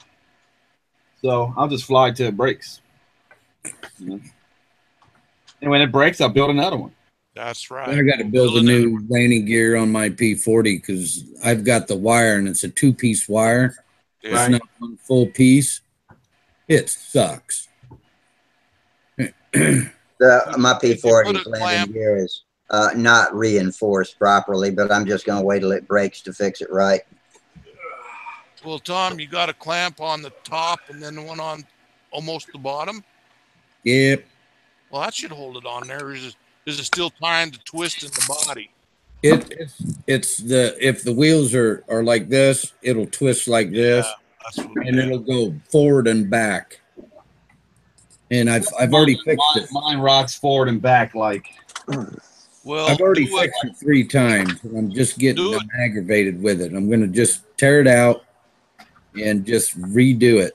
Well, what you can do is do what James is thinking about. Drill a hole all the way through there, and then put yourself a hard brass rod in there that you can stick your landing gear wire in, and then it'll hold because it's got both sides working together, and that usually already works done pretty that. good. You did that?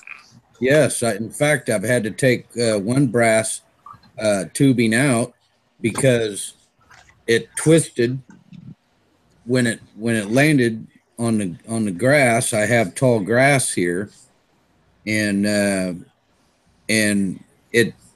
it broke the brass tubing on the inside of the Right. fuselage. Yeah. So Tom, I redid it. Tom, I used a steel tubing. That's what I did. Actually, I found it's an automotive thing. I forgot what it was, but it's basically a tube with a slit down the center of it, and it's really hardened. Oh, that's a spring pin. Yeah. Yeah. Yeah. roll I used one of those. I And I never just thought cut it of with a roll Dremel. pin. You can't, it's hardened, so you got to use a Dremel cut Yeah. off when we cut it. And I had to kind of open it up a little bit, but I got my wires in there, and then it became a solid piece. I'm actually this close to just taking my welder and welding it. Yeah, that'll work too.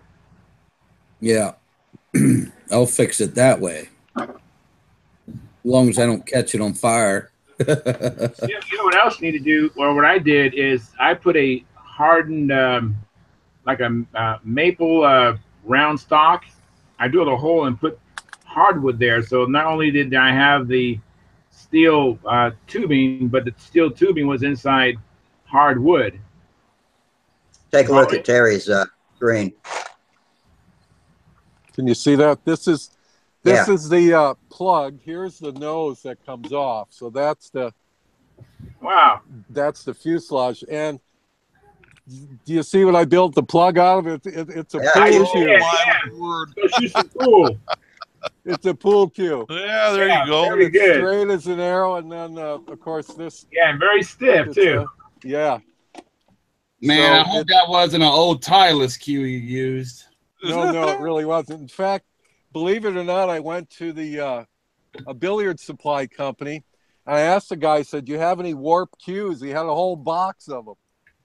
All right. As long as it wasn't no Tylus originals, no Tylus blanks or anything like that. No. Be cool. I don't, Them old Dufferin, that's fine. I don't even remember Yeah, what I hear ya. who makes my cue stick. I hadn't pulled it out of the bag in so long. I got mine Yep. made out of from a guy in South Carolina. I wish I could remember the guy who made mine. He was a local guy, and he died now. I can't. Let me think of his name. My wife wrote his insurance. You guys with custom cue sticks, man, y'all are out of my league. I went down to I got a braking cue. I got it all, man. Oh, I got a jump brake, custom jump brake, custom playing. Do you use a really light cue for braking? I use a 19, same as I shoot with. Yeah, that's pretty much what I use. I shoot with A lot of guys use heavier cues. Some guys use heavier. Some guys use light. I don't. I like to shoot with a 20 or less, but I like to brake with about a 17. Yeah, because it's all in cue speed. The faster you could swing it, the harder you're going to hit it. Force equals mass times velocity. Yep.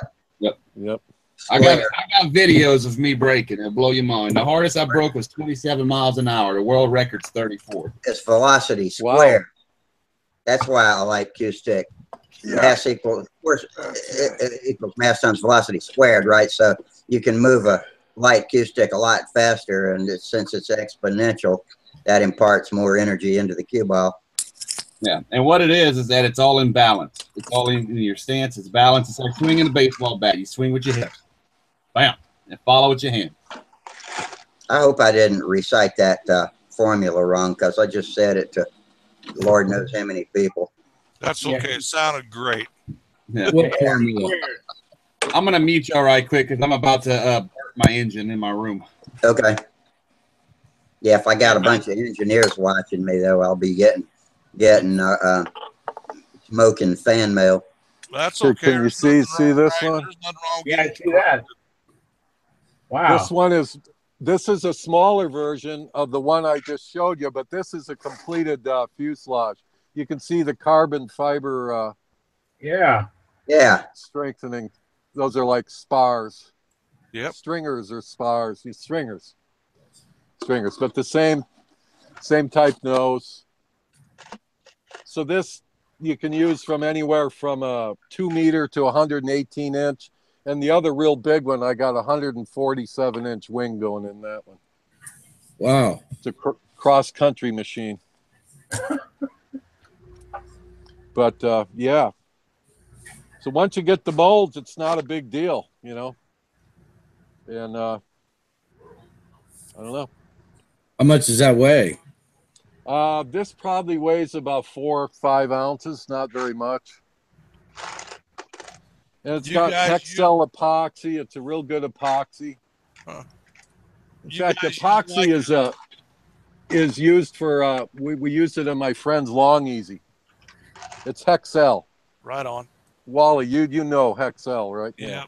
Are you using like a 5-gallon tank to pressure?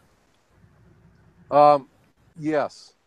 And, you know, when you start building a long easy, you got to buy epoxy by 55-gallon drums. So I've got the dollies and the valves, and you know, it's you know, you don't go buy it by the gallon. You know what I mean? Right.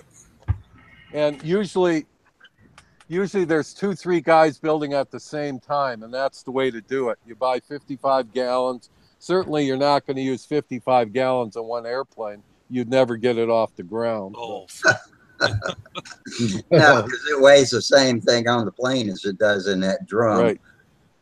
Right.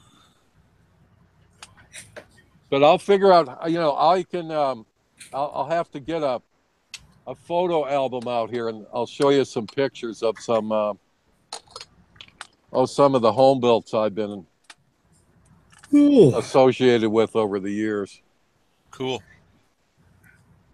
Pretty cool stuff. We've also landed a Glasair, and the controls felt mushy, and the guy had it was one of the factory prototypes from when Stoddard Hamilton was making them out in Washington State by you, Wally. How long ago was that, Terry? That was maybe 15 years ago. Okay. Stoddard Hamilton did the Glasair 3. You remember that? Yeah, I remember Yeah. the Glasairs. Yeah. Well, we were up at Sun and Fun and just taking some rides and stuff, and the plane felt real kind of sloppy, and they landed it, and the ailerons were like, I would say delaminating, but it was like they were disintegrating inside. They were like disintegrating or something. I don't know. It was like breaking apart inside. It was crazy. Where the control surface, the end of the aileron, you could wiggle it, and that's supposed to be extremely rigid. So Sun and Fun just a weekend event, or is that a week-long event? it's a week long. Runs from weekend to weekend. It's about 7-8 days. Yeah, first place I ever heard of it was watching a episode of Airplane Repo. Oh yeah, and they went down there looking for a plane. Probably a good place to go looking for a plane, but I wouldn't think it would be a good idea to take a stolen plane down there to show off. People are crazy, man. But Yeah. it's the second largest one to Oshkosh. Of course, Oshkosh is the biggest, but I never miss Sun and Fun, and I try not to miss Oshkosh, but it's a little harder to get there. What month of the year is Oshkosh happen? July. Oh, really? Oh, Yeah, so last week or two in July. It's yeah. Yeah. And then Sun and Fun is in like the last part of April. Oh, so it's the kickoff. Speaking Season of that, kickoff. next week, Thursday, I'll be in Reno. For the Big air race week the next week. Yep. To go to that. Yeah. Actually, it starts next Monday. Why don't you Yeah, send I'd me? like to see Why that. don't you send me a ticket, Wally? Yeah, boy, Yeah. I'd like to. I got connections to sit in the box seating this year. It's going to be pretty neat. Wow, that'd be real fun to go. It is a blast. It's one of them. Well, to me, it doesn't matter what it is as long as I'm seeing airplanes. It's all good. Yeah, yeah, I know the feeling. I got to watch the Triple Tree P-51 takeoff. It was at the stunt contest last year in 2016, which they always have on the last day of Joe Nall, the control line stunt contest, and they kicked off the morning with taking off their P-51, which is that one. I've showed y'all a picture of it before. In fact, I got it right here. But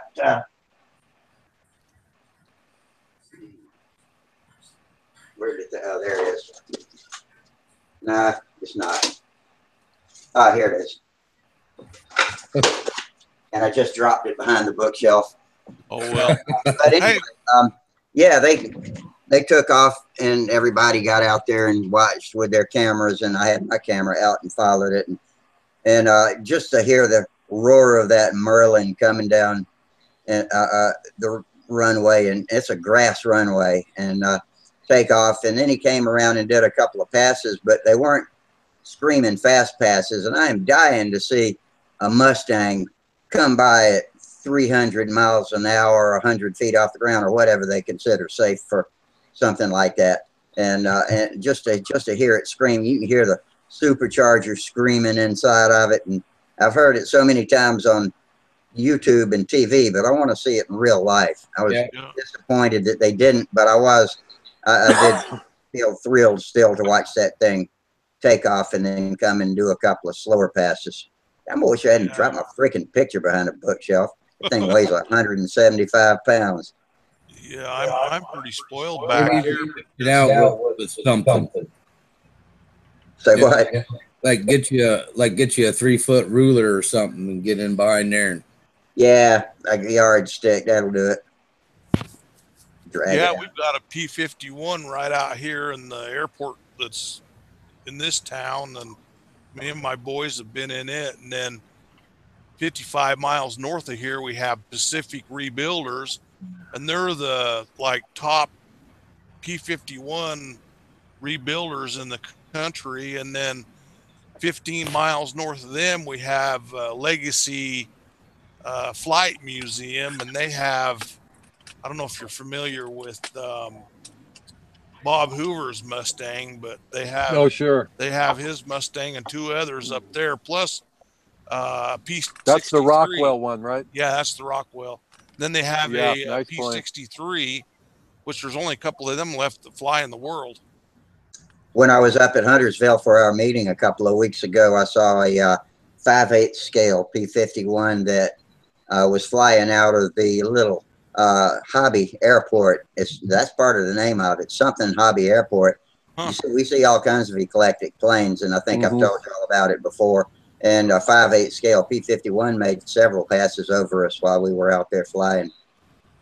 One guy was flying RC over on the RC side, and a Cessna came over too low and almost collided with him, and he crashed trying to get away from it. And it was not one of these flying beer coolers. It was a real balsa and fabric plane he had built. It was a big plane, and he rolled over inverted and then pushed the stick the wrong way. What a shame. In his fright and confusion, he just bashed it into the ground. He was so pissed. But that guy in that Cessna shouldn't have been flying that low over the RC field. Yeah, they need to be 1,000 feet. Man, I tell y'all what, don't crank no engine in the bedroom. Oh, I used to run the half-A's in my workshop. It made such a mess out of everything. Everything's got a nice protective glaze. Yeah, glaze of oil. I'm real. I got a nice cloud in my room right now. I don't ever do that because in my shop, I want it completely oil free. Oh, yeah. Yeah, I don't want to get any oil on any balsa wood. I've oiled every damn thing in my shop at one time or another. But it was before I did. Give me credit. It was before I started keeping a stock of balsa and building real model airplanes, whatever the hell that means. Yeah, that'd be a nightmare finishing, getting oil in there. This is not a toy. This is a real model airplane. That's right. A toy has a string on it, and the child pulls it around the room. Yeah, a whip plane. Baby. Yeah. I'm going to be going in a few minutes, take a shower, and be Okay. getting my stuff together for the morning. How's the baby? Baby's good? Oh, yeah, she's being a little shit today. Good. How's she doing? I mean, sleep at night or? Last night was about the first rough night, but it wasn't that she was crying. It was just all the noise she was making. You know, and it's just Well, it's hard to at least you know she's still okay in there when you're leaving her all alone. Welcome to the daddy world. Yep. It's all good, man. Enjoy it. Yeah. Enjoy it while you can. Yeah, it goes last quick. forever. It goes quick. Yep. Yeah, I'm just getting my stuff together for the morning. My daughter Going flying. Oh yeah, we got a like last Saturday we had like 7 or 8 of us go out, and only 2 people Oh, nice. came. 2 of the club members came, didn't fly. They just came, you know, hang out and whatnot. And the weather is like the last couple of mornings. It's been like in the low 60s and low 80s during the day. And it's like for like this weekend and next weekend, it's projected clear skies. That's actually how it was here yesterday.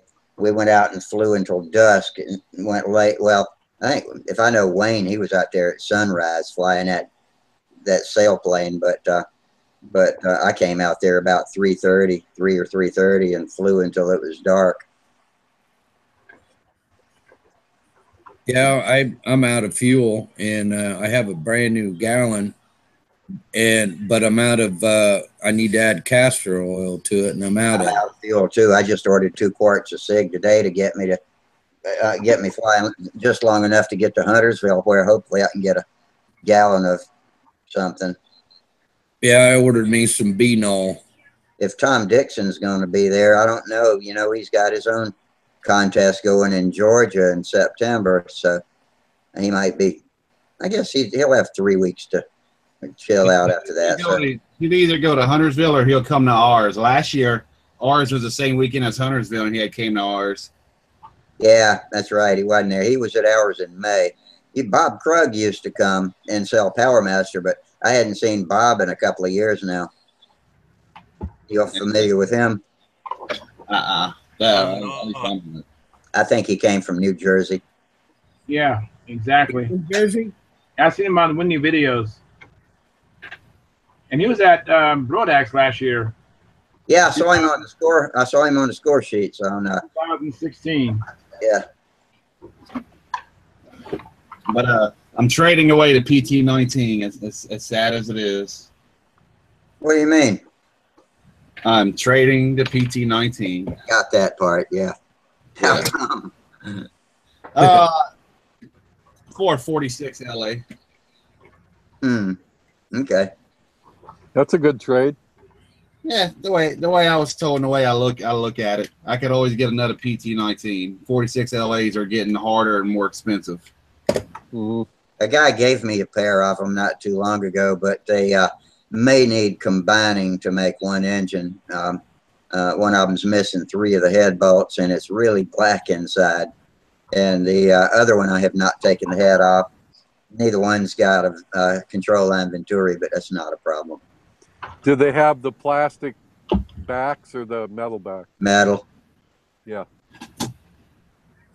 Yeah, because I mean, I can't even. It seems like I can't even give away my 40 LA to anybody. I can't. I cannot sell that for some ungodly reason.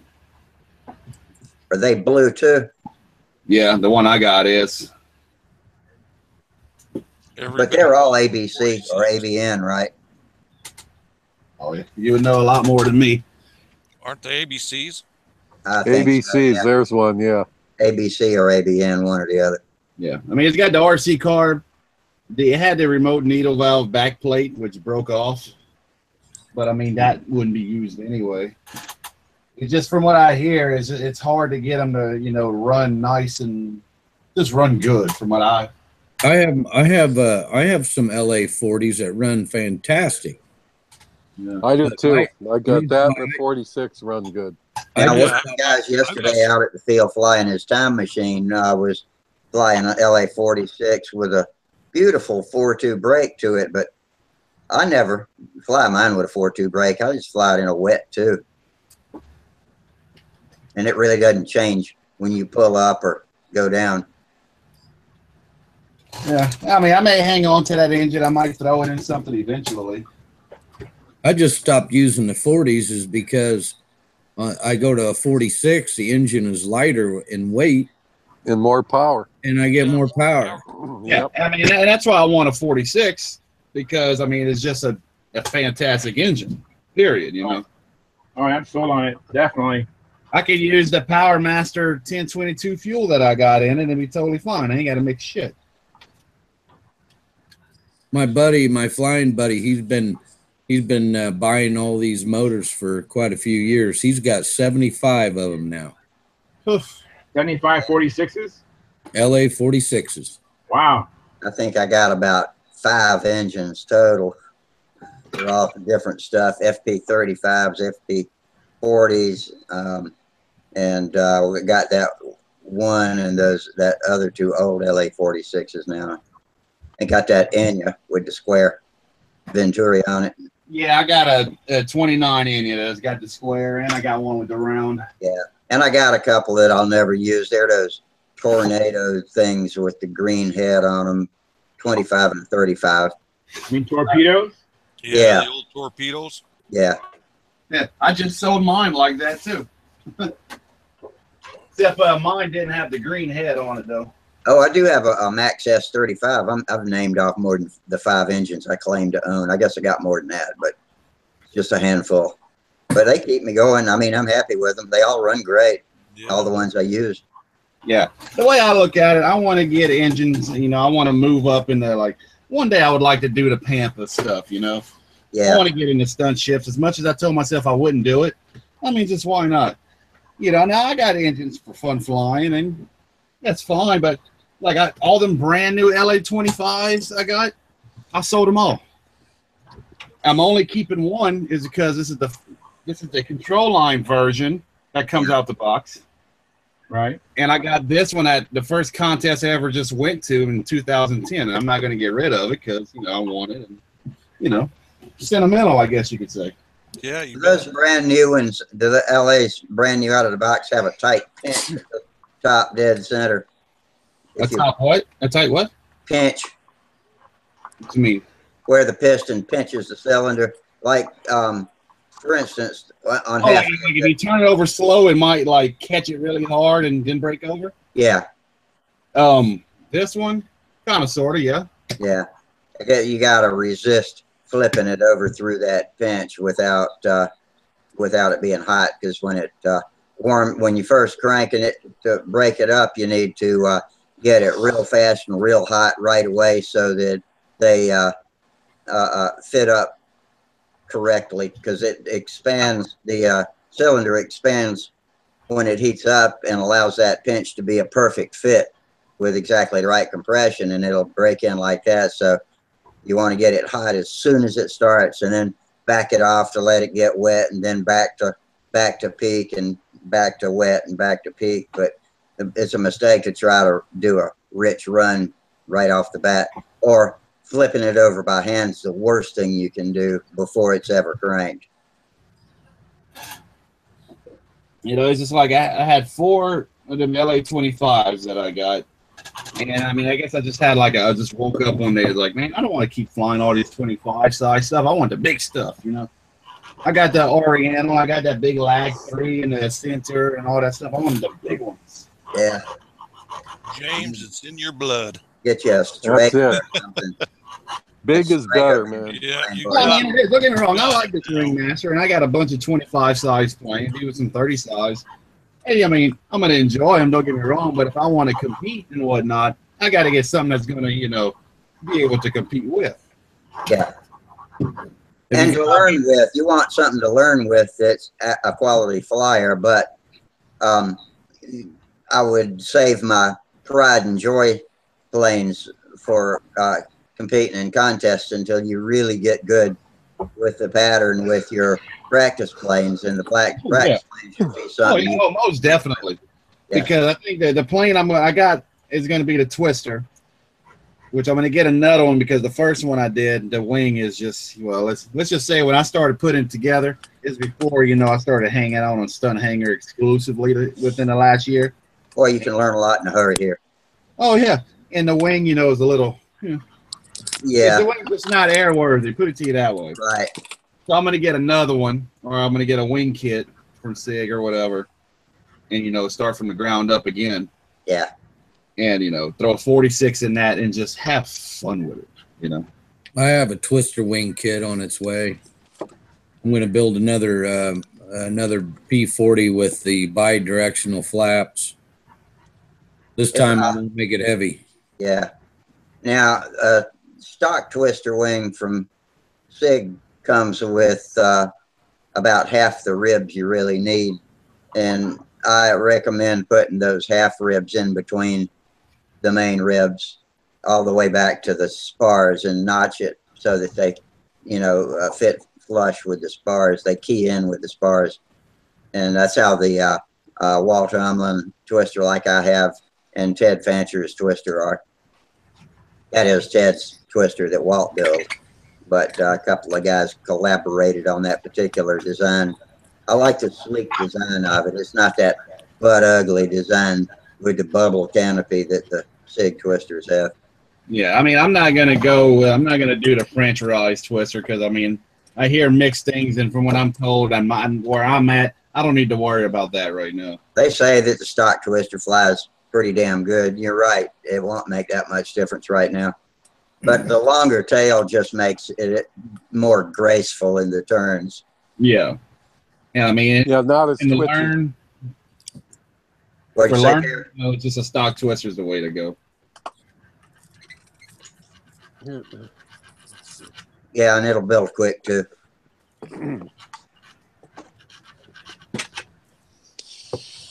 Here's the box of the twister I just completed. It's one that's been kicking around, and there's a packing slip in it from the lady that packed it.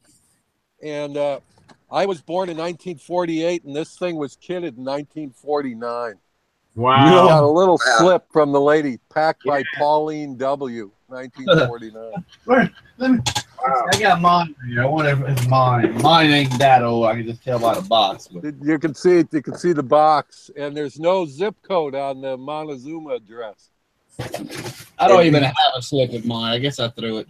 When did they start using zip codes? You got any idea? I don't know, guys. I remember they used to advertise it on TV all the time to use zip. They had a little song. I don't remember now. It was maybe the 60s sometime. I don't know. Yeah, that's about right. Yeah, you're 7 years older than me, so we're not too far apart. But this was one of those things when I was flying the old AMA pattern as a young kid, and you'd win a spot in the contest, and you can go pick a prize from table B. Table B, yeah. So I always pick the kits, table. Kits and motors, yeah. You know what the list price of that kit was? $350. Wow. $350. It only went up like $47. Yeah, only $47. The wood was still in good shape. I mean, I think they used quality wood when they made it. I mean, I did have to cut the pieces were almost die cut. I cut them out. I'm looking at the fuselage of my Ringmaster. I just noticed it's warped. What did you say, James? I'm looking underneath my Ringmaster. Yeah. I'm just noticed that the fuselage is warped. It actually does an S. Oh, shit, yeah. Most of them do straight out of the box. I had to take my Cardinal fuselage. That's the one thing I did before the P40 came and straightened it, because it curved. It was a steady bow, but it curved to the inboard side, which that ain't not good. Yeah. Outboard, not so bad. But I'm curious now. When I take it back out of the box, is it still going to be straight? But I use a Windex, and I got a small piece of thick glass that I put it on and counterbowed it slightly, and it came out perfectly straight after the Windex dried.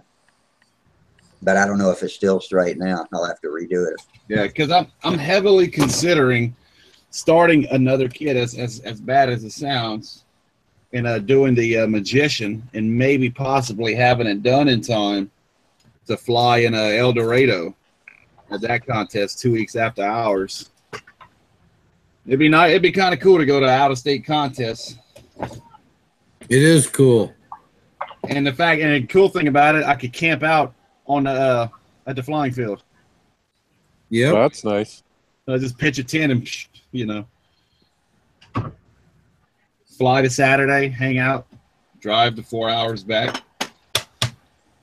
It depends if the Ringmaster survives, and if I can get it down. Have you got the beginner pattern? Have you got that down pat yet? Yeah, it's just the overheads. I just need to learn to do the overhead 8. I just ain't really tried it yet. When's your first event? Like in October? Yeah. Just The the ringmaster main thing to be flying careful about in the overhead eights is, especially if the wind's blowing hard at all, is not to turn too soon. I make the mistake of getting 90 degrees up and then starting my turn, and it feels like I've gone behind myself, but I really haven't. Well, when you make that turn early, all of a sudden you're broadside in a crosswind, and the lines will coil up at your feet, and that plane will come down. Yeah. I mean, the way how my people at the club tell me, you know, just let it go wide. Yeah. Go around and Bring it down to 45 and let the outside go wide. yeah, don't bleed your energy off. Yeah. Especially for this plane. Because we figured out when I was flying with the 9.4 prop and the needle setting, you know, apparently a 5.4 lap time is too slow for a ringmaster. So No doubt. Yeah, it's too light for that. So we I'm flying over 5 with my P-51. so now I got a 9.5 on it, and we needled in a bit, and I was getting, I think, 4.9, 4.7 or whatever, and it was, you know, I could actually feel the pull of the plane for once. I like 4.9. That's a good speed for most of my planes. But see, what's the great thing? Another reason why I want to move up to a bigger engine with bigger pull and whatnot is that I could fly that slow 5.4, 5.5, whatever It's speed. much more relaxed. That power, you know. You're not hurrying. You know. Exactly. I don't want to feel like I'm flying a half A plane, you know, spinning as fast as I can. Yeah.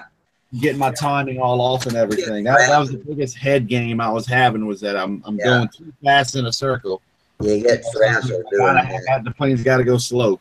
It's And just if something happens, like you have to recover from some sudden problem, then you can lose your train of thought when you're flying fast like that too, and forget what the next stunt is or something like that, you know. I got video from the GoPro from the first flight, the only video I recorded last weekend, and I nearly lost it 3 times whenever I would try to, you know, do when it was inverted, or if I'd come up in a loop, or I'm trying to go do it like a vertical 8. And then when I apply the down elevator, all of a sudden it's like it's behind me, and it's just doing this, coming down, and I'm just yanking back on it. Nearly lost it 3 times. But after we made them adjustments and moved the tank up, shimmed it up a little bit, it was flying nice, and then it just pilot error kicked in. Speaking of tanks, my P-40 is one of those metal wedges with a forward point and uniflow, and it flies right up until it draws the last drop of fuel and bang, cuts off. It doesn't give you any warning at all. None. Yeah, well, I got all these clunk tanks right here. I'm going to try to get set up. I've got LA 46s, and I have one engine that does that. It doesn't give me, I know about what time, you know, my fuel is ready to go, but it doesn't give any warning at all. Yeah. But my other LA 46s, they're, yeah, you can tell. I don't know why it would be different from any one engine to another if it's a tank thing. Right. It's a tank plumbing thing. Well, I wouldn't even call that a problem, but tanks are all the same thing. Yeah. And it means you got it shimmed out enough in the rear end of the tank, because if you don't, you know, if it's just flat against the fuselage, which is yawed out, then all the fuel's sloshing and not pinned in the corner in the right place. So it'll wah, wah, wah, and finally cut off. Shim the back of the tank out a little, and it'll take care of that problem. What was that again? The wank thing? Wank? That was me. Not shimmed out far enough. I'm not going to do it again. It sounded just about like it, though. It sounded. Yeah, you did a good job. It's That done. was great. That was perfect. There's a duck in here. Just like it. There's a duck that's walking it. around in here. That's it. I haven't made some stupid remark for a while. I thought I'd throw it in. Yeah, I hadn't made any stupid animal noises on here in a while either. So when I first started doing this, I used to watch back and look at some of them just to make sure I didn't say anything stupid. if you get Usually they'll turn out better than I imagined I had. if you get too stupid, just whack yourself with that electric fly swatter. Yeah. Hey, Charles, have you swatted any flies with yours yet? Not yet. I just put batters in it today, as a matter of fact. Yeah, so I haven't had a chance to do it yet. Well, Flies, be warned. whack, I'm armed and dangerous. I was whack your hand swatting with it. wasps. I was swatting wasps with mine. That it'll, if you get them towards the center, it'll kill them. But if it's towards the outside of it, whatever difference that makes, it'll stun them to where they'll fall out of the sky, but they're all crawling around. And I don't know if they die later or what, but them ones You in the middle, severely man, they're crippled done. them. Yeah, I mean, it zap. You can hear them things. Well, those things work good on mosquitoes because I've got one of those swatters here in my thing. And when I get mosquitoes, you know, we get those big ones here in Florida, those Anopheles ones. So when you hit them, they really spark good in there, man. Oh, Jumanji, Area mosquitoes, yeah. Jumanji mosquito. Oh, yeah, I tell you what, I was cutting grass the other afternoon, and I thought a dragonfly landed on my shoulder. I looked, and it was a goddamn mosquito. I believe they're getting bigger. Damn. That Zika, I don't know, man. I tell you what, it had more power than a 46 does flying around. Wow. Yeah, I think Zika showed up in the U.S. It's in Miami somewhere. Really. So are pythons and shit. And cobras. Man, I'm telling you. I've heard they got cobras crawling around out there, There's too. no question. They escaped during Hurricane Andrew. You know, South Florida is the leader for the production of venom for the pharmaceutical industry. Mm.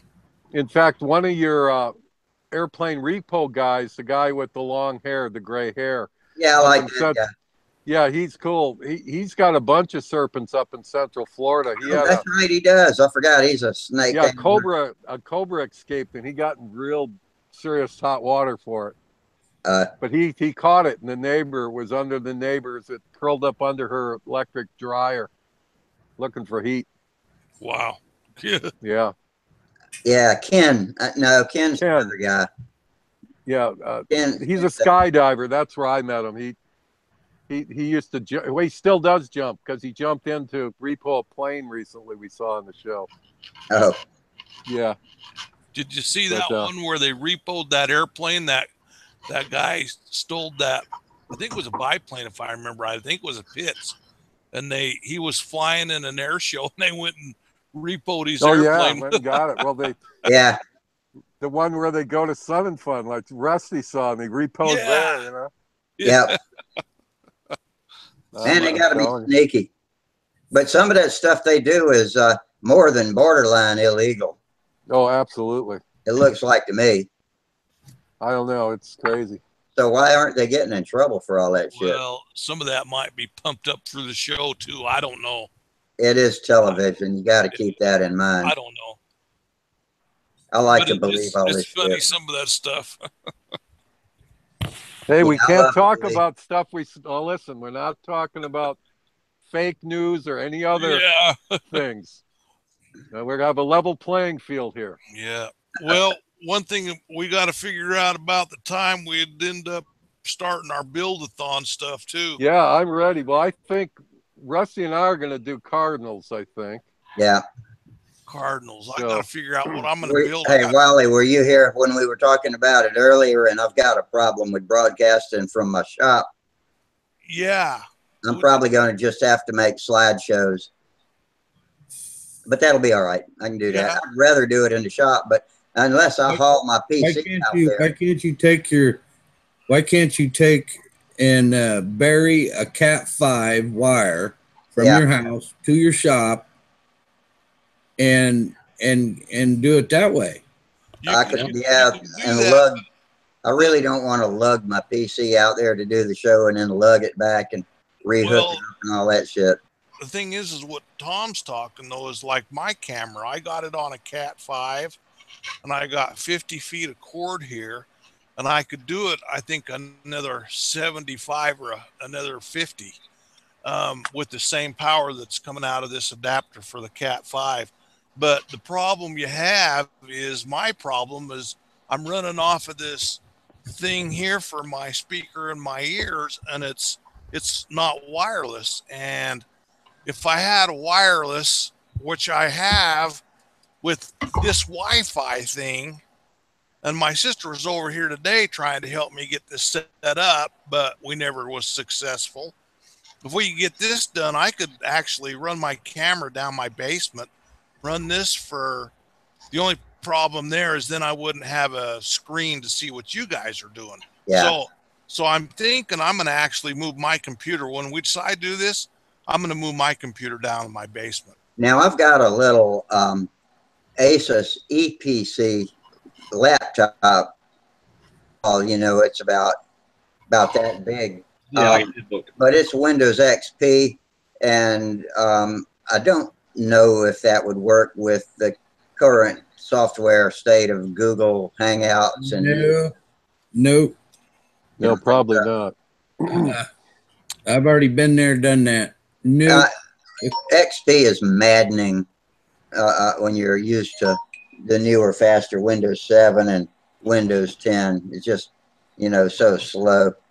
Somebody texting me.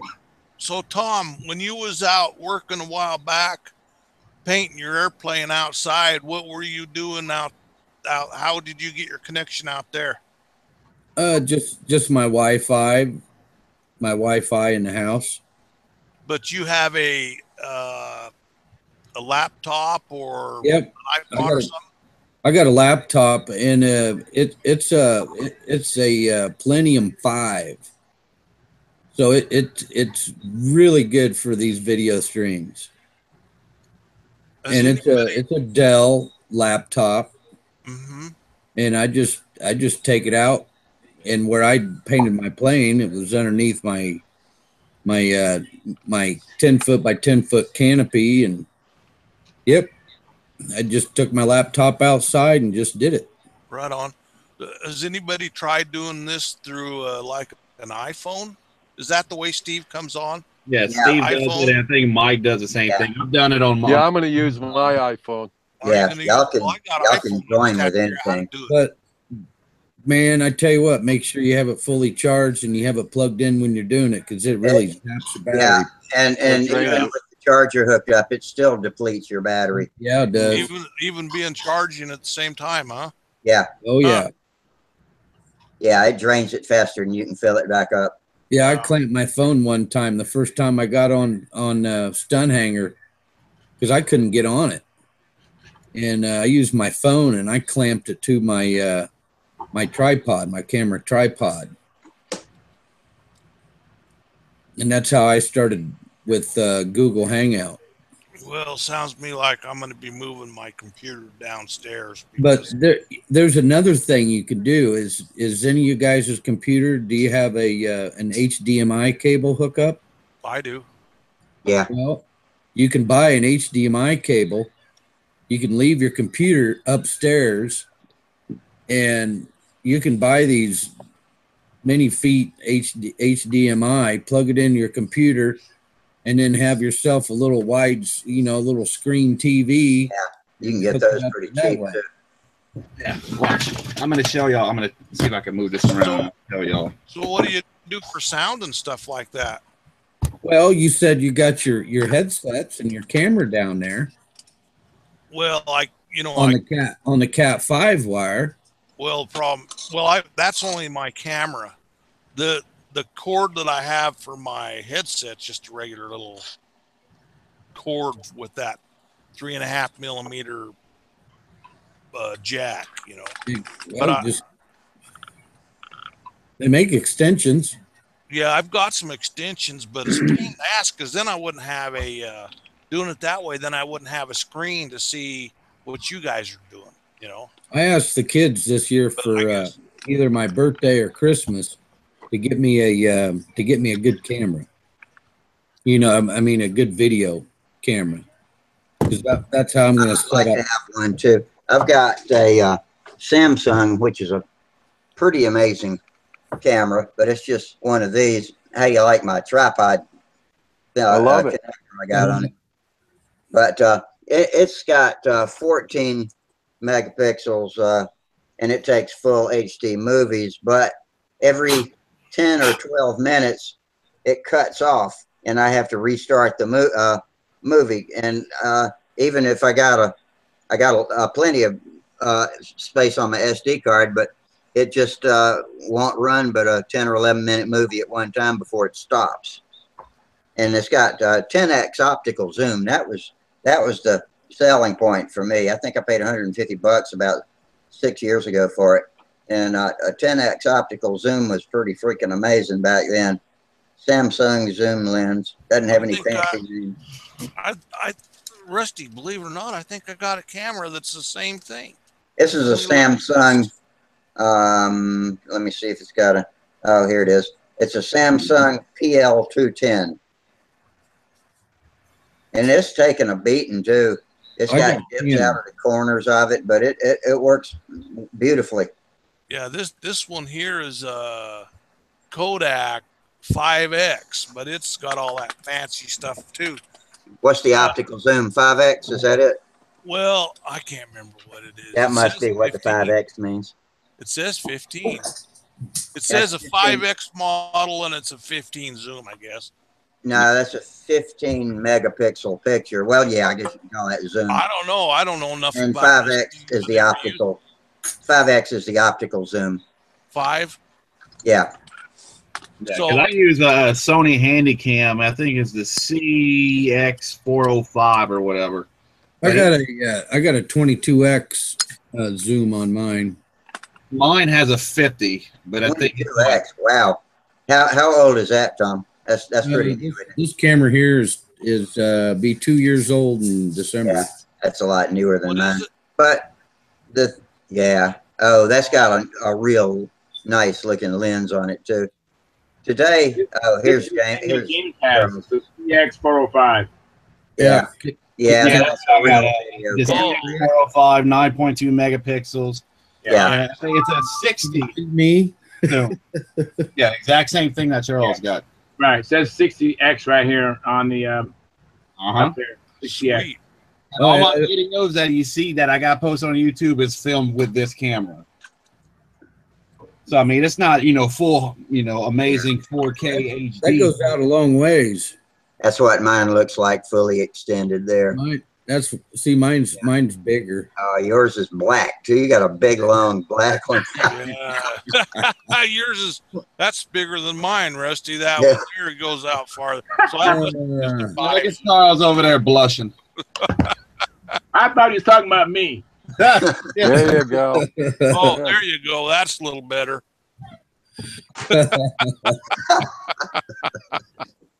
I tell you what, the most coolest thing I got though is that little GoPro session. It would be great if you could live stream with these things.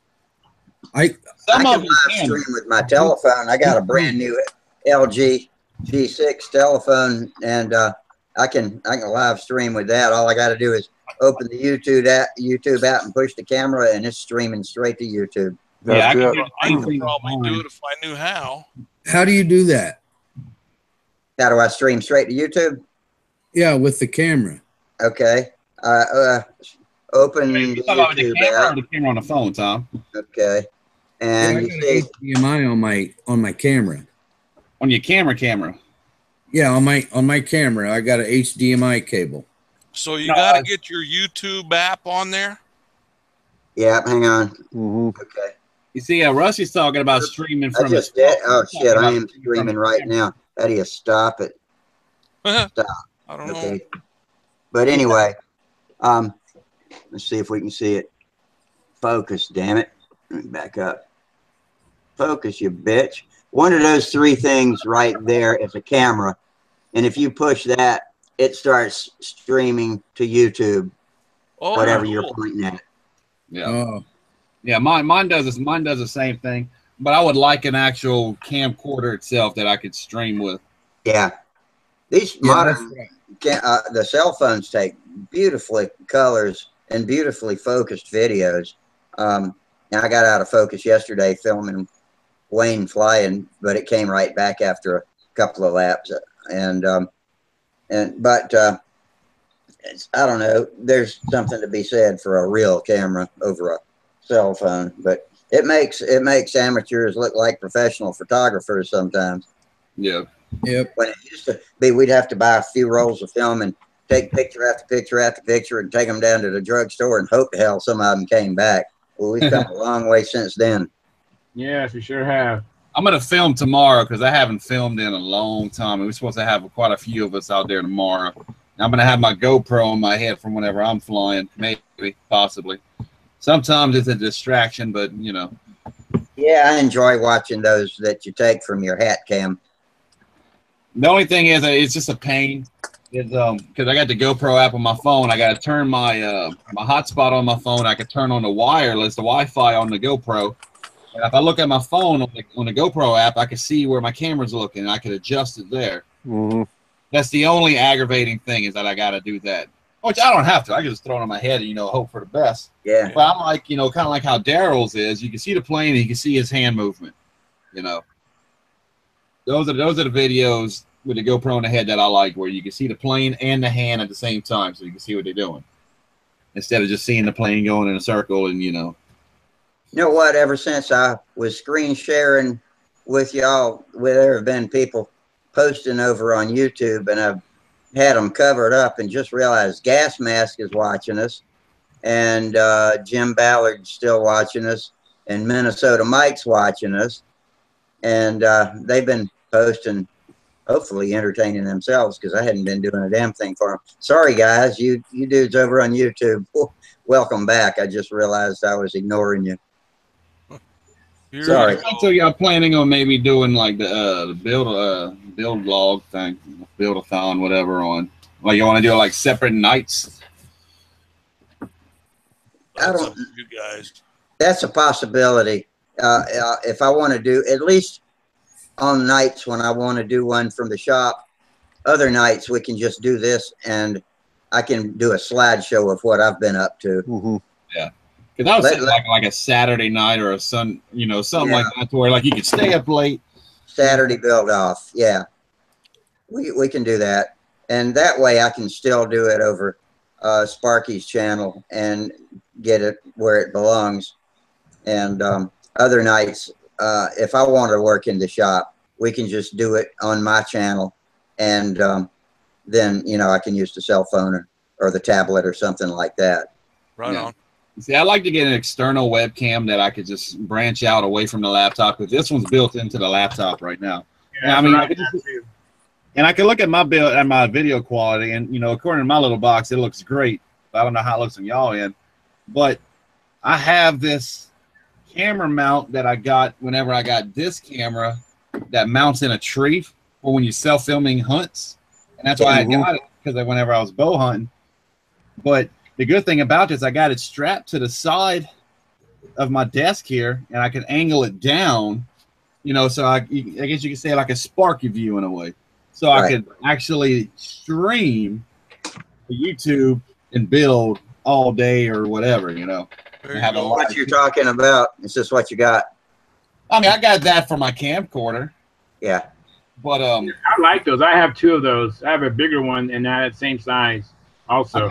I got one for my GoPro, and I got one for that one. I got that at Walmart for nothing. This one, I don't know if y'all be able to see this.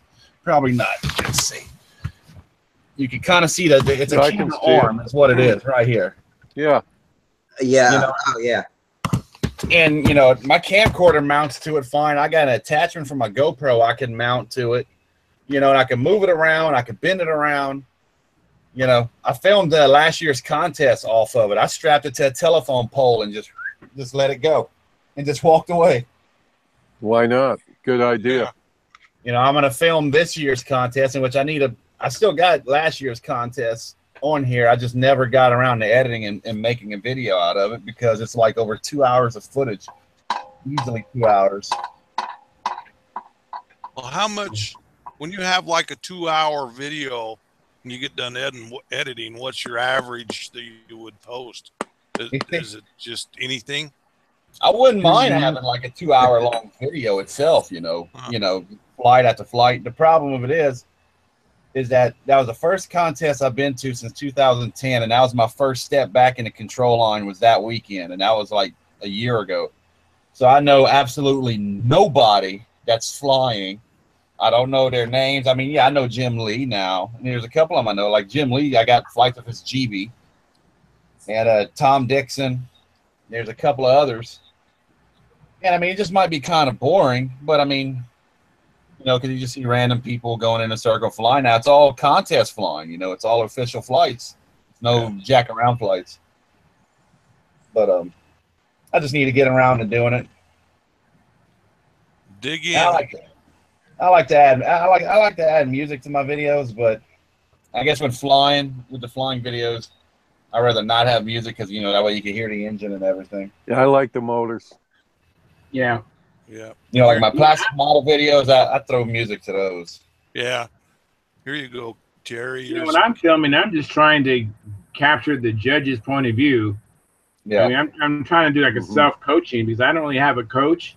And so I try to set up my camera. I still haven't gotten the perfect shot yet because sometimes the wind changes and I can't do the maneuvers.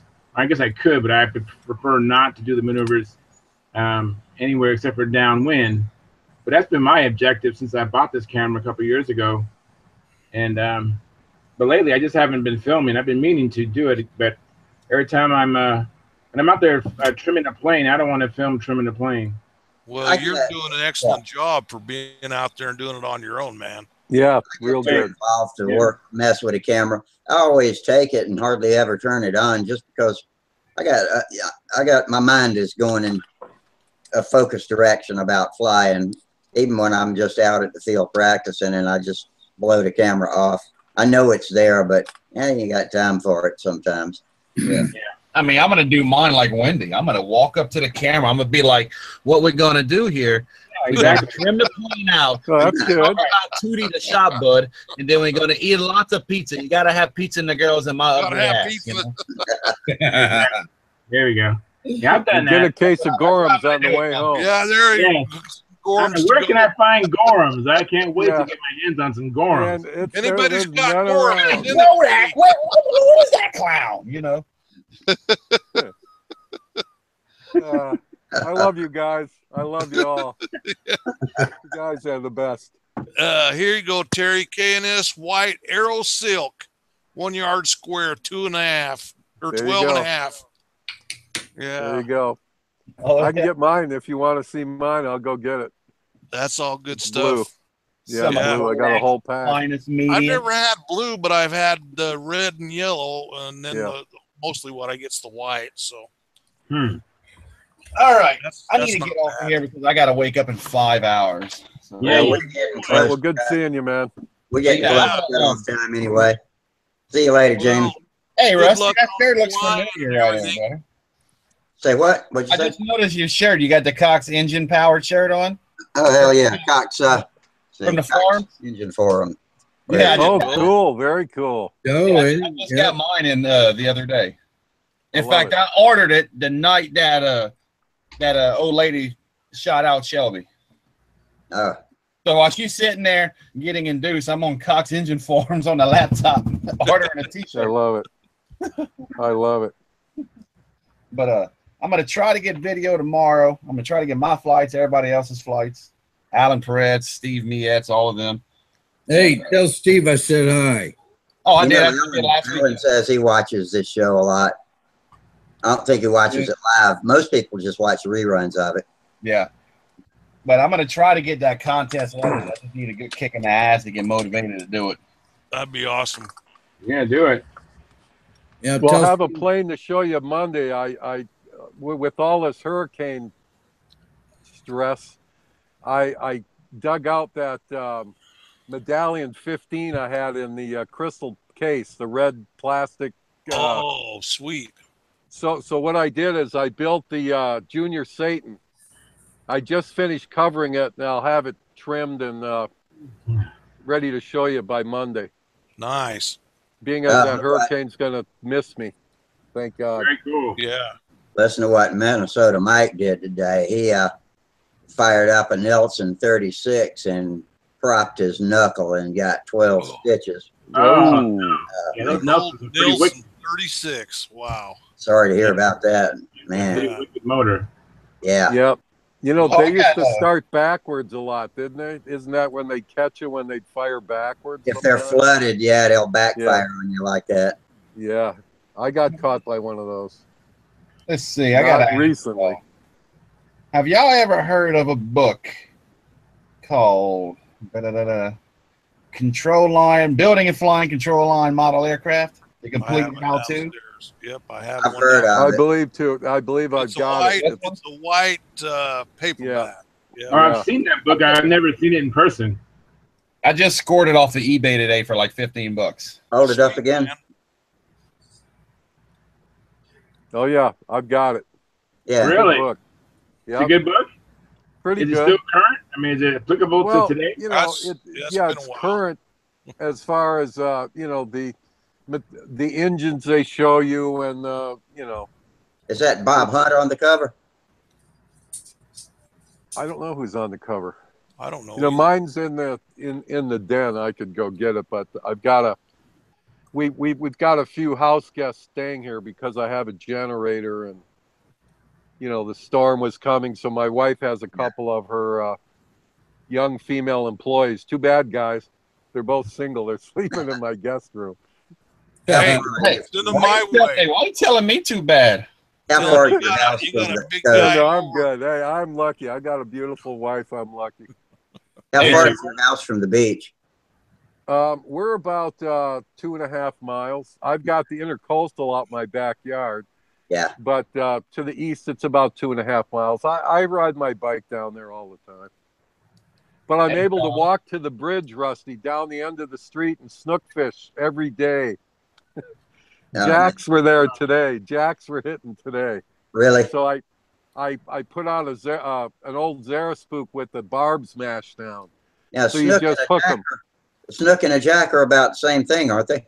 No, snook is edible. That's a line sider, the old line sider. Jack is has a high speed tail, like the lyre shaped tail, Okay. and they're just like a junk fish. Those are both long, elongated fish. Well, the aren't they? jack's kind of stouty, but the snook is kind of elongated. Yeah, it has a line on its side. Yeah. Very good eating, much like a walleye, I would Right.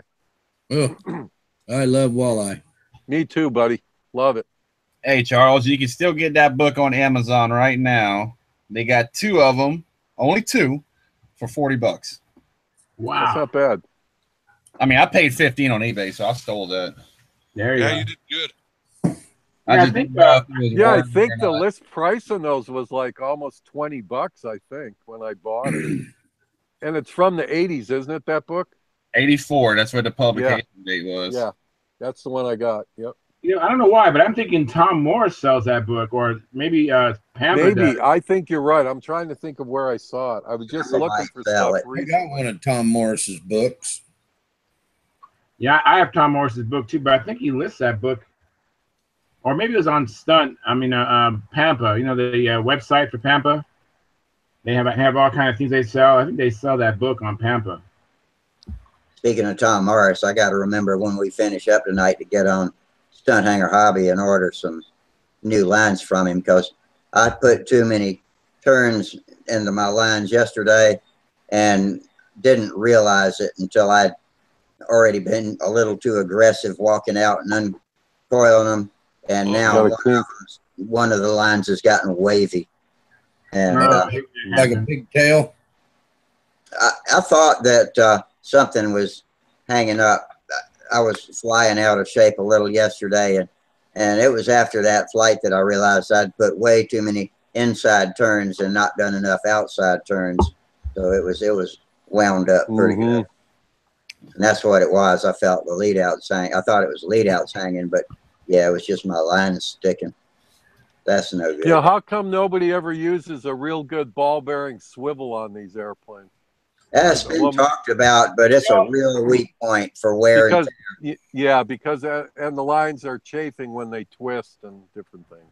Yeah. You know, Terry, I actually use swivels quite a bit. And I even one time I went to a contest and I had swivels on my lines. It wasn't like the gnats. Of course, they would have probably poo-pooed that idea, but I've actually flown with them. But I practiced with the swivels because I was using these lines from a guy off of eBay. I make my own lines, by the way. Yeah, But that's what you said. I wrapped some lines that I bought from this guy on eBay, and his lines had so much tension in them that I would actually use these swivels to kind of get the lines to relax. And then once they relax, then I take them off. But even flying with the swivels, it's really smooth. It's so I would think so. it's really smooth when you use the swivels. And I bought some really high, test swivels. Yeah, And it's nice. I'm a real other than being plane crazy, as my wife says, because I have airplanes everywhere, and other reasons. The swivels that we use, I mean, they're the most overlooked piece of terminal tackle in saltwater fishing. I mean, the swivels that I use, the small ones for my lightest rod is 12 pounds. Well, I have a bait rod that's lighter, but my 12-pound snook rod, the swivels on there are $8. They're little ball-bearing swivels, but Yeah, I'm not going to lose a fish. You're on a $250,000 boat, $3 per gallon fuel, a $1,500 fishing rod and reel setup, and you're going to put a 50-cent swivel on there Yeah. to break and lose your line and all Yeah. this effort for this fish? No, you got to use the good stuff, and the good swivels are the ball-bearing ones. That's all I've got. Yeah. Not And the they work. barrels. I use them on my glider tow lines and everything, and they're awesome. Yeah. Yeah, they're pretty nice. I like how it feels. I'm gonna try one. I'm gonna try it. I've since then started buying my lines from NBS Supply, and his wire does not have all the tension. Yeah, pre-memory in it. Yes. Oh yeah. Yeah. So since then, I haven't needed to use the swivel as much. But when I have used the swivel, it's nice, and it helps when I'm practicing. They don't get wound up so tight. Well, when you put pressure, when force is exerted on those twisted or braided lines, they are uncoiling and coiling. I mean, there's very little stretch, but there is stretch. Yeah, it's been documented. Stretch. Yeah. And I think so. It's twisting. Speaking of line maintenance, I'm just very meticulous when I roll my lines up. I do it. I just very careful. I try to make sure I'm rolling up nice and even. Yep. And I actually bought off of Tom Morris. He sells a line winder for your reels. I've got one. I've got one. Isn't that nice? I mean, it makes it so smooth. So does he have a website, or is it through Stunthangar you buy that? Stunthangar Hobby. That's all Tom Morris. Okay, good. Yeah, good. And I really highly recommend that line winder. And then I started making my own line winders. Once I was curious. I didn't know what it looked like prior to Stunthangar, and I just ordered it, and I saw it. And it works with the wide spools too. Even though the plug doesn't go in the hole, you just put it against one of the spokes and winds right up. Very cool. You know what? Speaking of that, I'm real good about it, and wiping them with oil. I wipe them off, and I had a problem with mine yesterday. I hold the stick in my right hand and wind like I'm winding an open face reel with my left hand, and I unscrewed the screw. So I had just hollered over. I thought one of my flying buddies made it for me. I hollered over and said, "Hey Mike, I really love this winder you made me." And he said, "Thanks. It's Tom Morris." And about that time, the screw came out. Damn, what does the guy have to do around here? So I got to put some glue on it and screw it back in. Yeah, I've been tempted to put an insert or something. I eventually did fix mine. Part of it is, and this is kind of overkill, but I worked on, because when Tom, I don't know, but I took mine to my machinist friend, and we put it in his lathe, and so we got a hole that's more concentric, and then the screw didn't come out anymore. But before, it's kind of hard to get that hole concentric unless you have a lathe, right? Yeah. Mm-hmm. And so if it's not, you have to apply funny force in it to keep it turning right, So. Right. But so those line winders are nice. That's an engineering term, funny force. Yeah. Now here comes more mail. Yeah, and some people just aren't. They don't take care of their lines very well. I have a customer, and I kept making them new lines just because I was so proud of my lines, and I just said, you know what? You're just not taking care of the lines. You got to take better care. I showed him my lines are older than the ones I made for him, and I said, you got to be more careful. You know, some people just aren't. Some people claim to use them for years, but I like a new set every year, period. Yeah. I just do mine, replace mine by whatever condition they're in. You know, they get little bumps as I walk along and feel it. That's not so bad, but no kinks are allowed, of course. Yeah. I keep a close eye on the copper wire wraps at the ends of them, too. Yeah, you got to. They usually break at the wraps. Usually is where they Yeah. break. That's where the stress rise with that. But I've heard of some people breaking right in the center, but that's really unusual. I've never had that.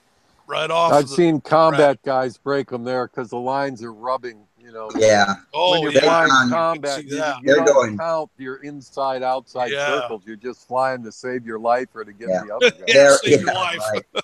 They're using Spectra now. Down here they are. Yeah. Oh, speaking of that, did you guys watch Daryl's new post that he posted off of Labor Day? Labor Day flying? The Labor Day flying with the too much? Yeah, well, no, not that one. I watched that, but there was another one. He had a couple of kids flying, and I didn't see that one yet. Yeah, and anyway, they had a midair. It's like, oh crap, they both went straight down. I didn't have to see that. Something else, ain't it? What was that, Tom? That too much. That plane. Yeah, too much. Yeah, it's pretty neat. I've read about it on Stunthangar. I had no idea that was part of Gerald's buddies. You know, that not Gerald. I mean Perry. Daryl's.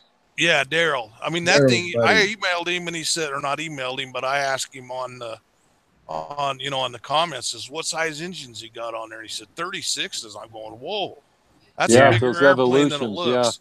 Yeah. You know, I have no video, but I was flying I have a twin Pathfinder, and I have two LA-25s on it, and I flew that today. Did you? And that was kind of a kick. Cool. You got separate fuel tanks on it? Yes. Yeah. Yeah, it's very difficult to get those engines to run right. I mean, today I had my inboard one was running a little bit slower than the outboard one, and the outboard one was not running right. It's sometimes can be very frustrating to get a twin, IC set up to work right. I think if I was to build a twin, I'd use a central bladder, run them on pressure, and then they both run out of fuel at the same time every time. Yeah. Yeah, that would be a good idea, I think.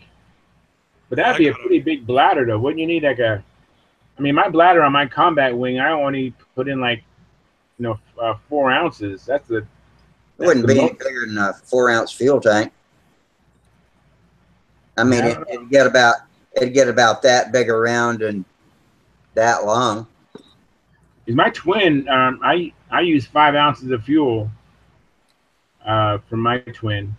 Put about 2.5 or a little bit, maybe 2 3/4 on the inboard one, and then 2 2.25 in the outboard one. Yeah. And that's how I do it. I think well, you'd have to have it mounted inside the fuselage where a regular tank compartment would be, but it shouldn't take up any more room than a metal tank that would supply both engines, and just a T coming right out of it, going to each engine. Yeah, I still I love how the twins feel, because that prop sweep, you can't replicate that. Because my twin Pathfinder, I think I measured it one time from tip to tip, it's like 21 inches, I think. Wait, or was it? Yeah, it's something huge. Minnesota Mike suggests. Hey, Minnesota Mike says use a Gulf tube to hold the bladder. A golf ball tube. I bet that's what he's talking about. You know what else works good is the protective fluorescent lamp tube sheaths that you can buy at Lowe's. Yeah, those work. Yeah, that works good too. Yeah. Huh. Yeah. Well, I'm going to build a twin, but it's going to be a profile P-38. Yeah, I built one out of a is Falcon 56 wing. You guys remember that? It was an RC plane that Goldberg had, one of the earlier ones. Falcon 56. Oh yeah, I built a Falcon 56. Yeah. So I had a couple of those. I crashed 2 of them. So I took the left wing and the right wing, and I built them straight. And I built like a twin Mustang looking thing. Huh. No, that's Just cool. profile fuselages. Just cut them out. Yeah. Tried to make it look as close to that P-63 or whatever it's called. Does anyone And know it how flew. that airplane too much, how he works that retracts on that? I didn't know it had I don't retract. know. Yeah, it's got to It be has Yeah, retract electrical control. retracts. Yeah. Oh, Yeah. How's that designed? How's that work? I'm curious myself, Tom. probably some kind of worm gear hinged mechanism. I don't know. No, well, the landing gear, you can get them from Robart makes beautiful Yeah. electric landing gear. I've got it in my P-38. Yeah, you Top have a- flight. they make a Or mechanical my too that works P-47, pretty yeah. good. Well, they have the pneumatic. I've used those for Yeah. years. And then this is the first set of electrics I bought. The installation was so easy. Seems like electric would be more dependable than Oh, pneumatic. it's really nice. Oh, And you can electric's sequence the way to them go. and get the doors to open and close. Oh, it's really nice. Yeah. I think Electric's the whole way to thing go. was like $500, just under $500 for everything. And that's for quarter scale stuff with real nice wheels too and tires. Yeah. Real scale looking stuff. Yeah, I don't know how that too much works, but I know that when the engine cut off, the landing gear dropped Hmm. very shortly after He that. might have it on a Yeah. timer. He might have it on a timer so that as soon as after he takes off, the wheels come up automatic, and then when the engine quits, the timer quits, shuts the engine down, and lets the wheels down. What's Yeah, your Because landing gear he's going electric, right? He's all electric. No, the too No, much he's is, got But nitro. too much has some Aero Tiger 36s. Oh, I'm sorry. I thought, maybe it's Bob Hunt's plane I'm thinking of. Yeah, I but think his twin plane is electric. set up like that. Yeah, because he's got Yep. timer in his, I'm pretty sure. Yep. Uh, Yeah, I've seen that airplane. In fact, I've actually held it. Wow. How heavy was it with the batteries? Heavy? Well, yeah, he didn't have the battery in it, but Yeah. that airplane was just super light. Is that the south wind? Yeah, Is it? crosswind. I got a picture of that. Rockland, yeah, nice plane. Yeah, it was beautiful. what's your gears going in, Terry? What a A plane? P-47 top flight. Oh, okay. Is it? Well, it's the big kit then. Yeah, Yeah. it's a big one, and I've got it. It's all glass, and Wow. I'm just waiting for the weather to change. I usually wait till I get a coat of primer on it before I scribe any lines, but I was in such a hurry, I just kind of hit it with some silver spray paint just so I could see what I'm looking at, and got all my lines scribed. And I'm thinking it's going to work out real good because when I get the paint on it, I'm going to use some of that salt chipping technique to show There you go. the silver underneath, like chipping, and stuff. Wow. Are you going? Is it a Razorback? Yeah, I'm building the Razorback. Oh, Yeah, I so see you're that, going to have like kit. an olive drab paint job on it? Well, I'm actually doing it as a Reno racer. Oh, okay. Because I just got, I've got so many airplanes with invasion stripes. I love it. Yeah. But I just did this one as a Reno racer. I'm pretty sure it's going to be a Reno racer. Right on. Is that- But Bob's the plane? kit was the bubble nose. When you Yeah. buy the kit from Tower, it's the bubble nose. It's the bubble. Now they offer the Razorback. So I had to buy the Razorback canopy separate because they give you all the wood in the kit to build both versions. Yeah, conversion. Yeah, so I've So you guys actually. checking out this picture? Check Huh? out the What? picture Rusty's Let's see. sharing. Yeah, is that Bob's plane?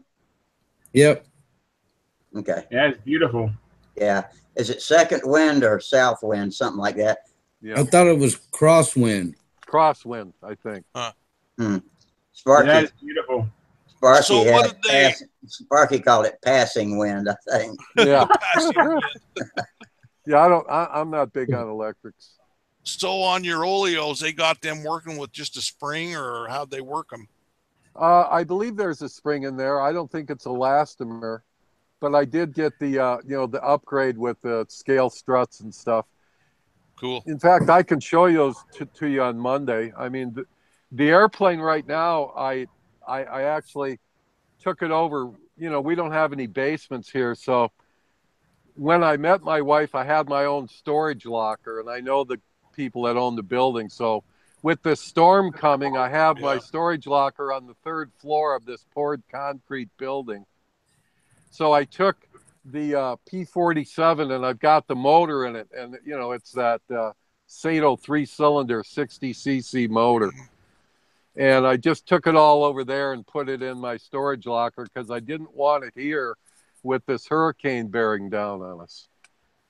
I just couldn't see that get lost.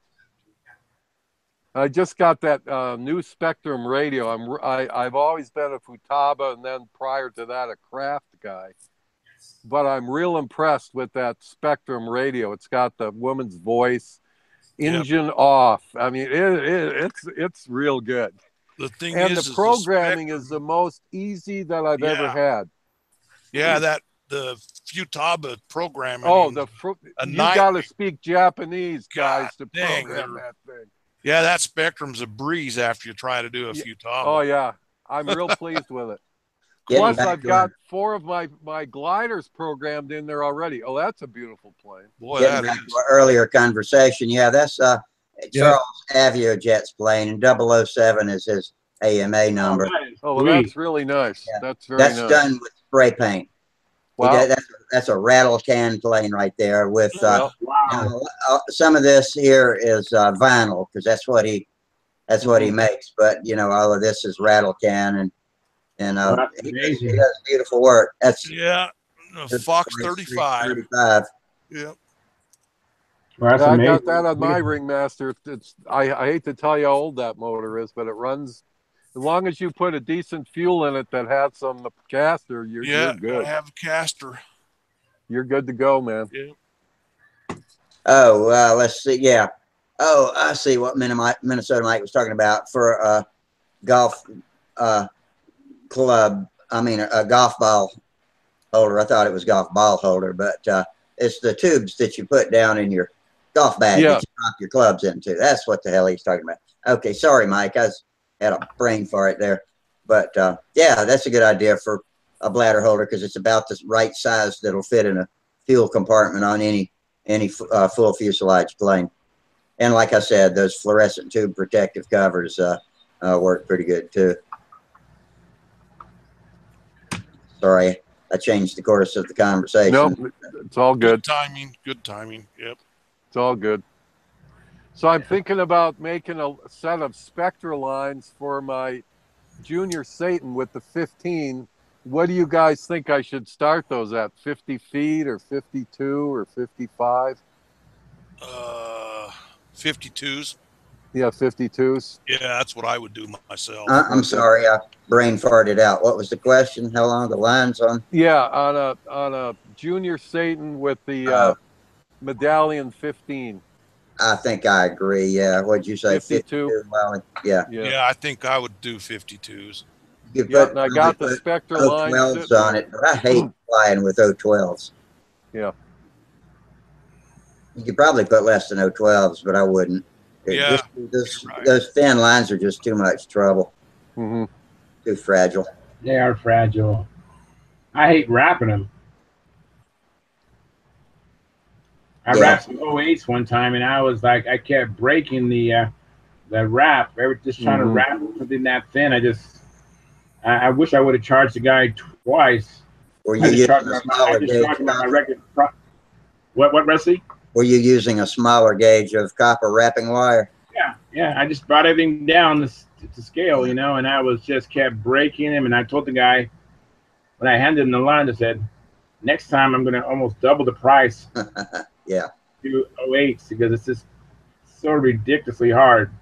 You know what I want to find when we're wrapping lines? You might know this here, Charles. You know how you've got your eyelets round. Yeah. Right. But then when you look at it sideways, you know, you got your U. Right. You know, and the thing is you get one, say for instance, the the one side is longer than the other side. Yeah, I noticed that. And I want to find some of them that are equal in length there. And I don't know if a person, you know, if they're ever available anywhere or not. But the thing is for my clips that I use hooking my lines up, right, would clip so much easier if both of them are equal. Yeah, yeah. You know, I've been in Michael's, and I find those craft stores, they have this tool to I don't know what they to flare those things, to flare the ends. I was just thinking of that. I've been entertaining doing that just so that it'll hold the wire better.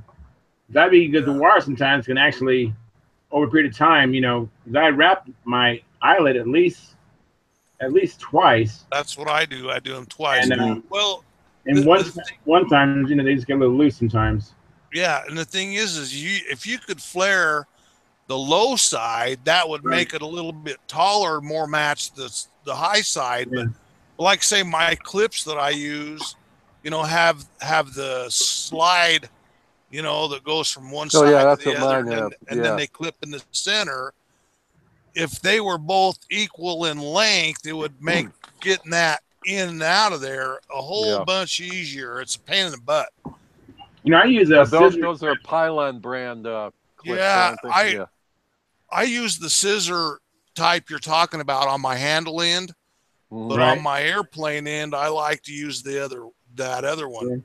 And I don't know, that's just what I've done since I was a kid, and that's what I still seem to be doing. I know. You know, I fly with this one expert guy, and when I showed up with those slider ones, he really poo-pooed those. He really said, "Charles, don't use those." He strongly advised against them. Yeah, people say they come apart. I've never had any come apart. I've never lost. I use the Sergi tubing over as a safety thing, and I only use them on my handle side. Okay. On the other side, I've been using even some fishing line clips, which, you know, they're good for 1,500 pounds. So, yeah, you know, a lot of nice hardware. I use the ones that look like paper clips. What's that? Say it again, Charles. I use when I finally get to the point where I'm really comfortable with the plane, I switch everything to a hard point handle, and then I end up making my own clips, and then the ones I make are scissors. So for the most part, I use scissor clips throughout because I'm always either making clips or I use ones that look a little like paper clips made on the Jim Lee bender. Yeah, that's what I have, that Jim Lee bender. How heavy of wire are you using for your S bend there? For your S bend. Well, when you're making them, you know, when you're coming around, and then you're going to have two of them on this end, so you can, you know, your wire for your handle is going to go through, and then the wire for your lines are going to go through. What size wire are you using? I think I'm using 5100s. Huh. Yeah. 5100. You're talking 051 or 050. No, you're talking about. I mean, 051. Sorry. Yeah. 051. 50,000. Okay. I was going to say 0625 because that's a 16th of an inch. Yeah, 051. And then I've had the instance when I had to make a really long one, and I didn't feel. So I went to a little bit thicker than the 051. You mean it all depends upon how long the length of the clip is. No, what I was interested in what you told me, the 051. But are you talking about 015 or 051? 0.051. Okay. So that's still smaller than a 16th. Yeah. Yes. You're using those for even your big 82 airplane engine, your big stalker. Yeah, depending upon the length of the clip. If the clip gets pretty long, then I will get a little thicker wire. But for the most part, most of them are 051 inch wire that I bend, and it's the spring wire. You know, so it's I'm gonna measure mine and see what they are. I've got to know now. I don't have. I thought they I'm were pretty sure it's 16. no, they're thinner than 16. And you're using your bender to bend them on. Yeah, the one that Jim Lee sells. Yeah. And if you was to buy the Jim Lee one, I'd recommend go ahead and get the more expensive one. Yeah. The one that does 30-second increments. So I bought the first one, which does 16 increments, and then I found myself where the clip I made was either too small or too big, and I go, man, I wish there was one in the center. And then I realized he made one that does 30-second increments, and so I bought that one. So I ended up buying two. I didn't know he had that. That's good. Yeah. Yeah, but you know, so I would just recommend one buy the more expensive one that Jim Lee sells. Yeah. You don't need it. You don't waste money. You could buy that bolt easy enough at a hardware store, couldn't you? Yeah, I mean that's 3/4 inch with a 16th thread. the gentleman's name is Moran. It's his actually design that Jim Lee is making the clip bender off of, and there's a schematic on the website. Stunthangar, I think, has it, or Stunt, and you can actually see how it's made and make one up. You know, you just have to be able to press a pin in there and a bolt and drill and all that stuff. Yeah, press a pin in it. Well, fellas, I'm going to have to get. I got to tear a S10 Chevy S10 dash completely out of the inside of the vehicle tomorrow. I got a storm prep tomorrow. I guess it's time. I got a storm prep tomorrow too. Yeah. Well, good luck Been on that. there, done that. Been there, done that. You done that before? I always have to Well, chill out I'm for a while boarded after up the now, show. man. You talking I'm to me? boarded up. Yeah, I'm down here in Palm Beach County, man. We were under the gun up until about 4 hours ago. That storm, fortunately, I think is going to be further west, where we're going to see some hurricane force winds. I think Tampa's going to get it. 20s. Yeah, Tampa's in trouble, and I have friends that have homes in Steenhatchee, which is a beautiful area. That's up where The Creature from the Black Lagoon was filmed. Oh, really? Oh, right on. Yeah. That was one of my funniest, scary movies when I was a kid. All the old Tarzan movies were filmed there too. Wow.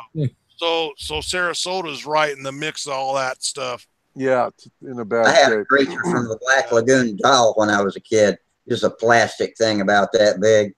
Yeah. Scary.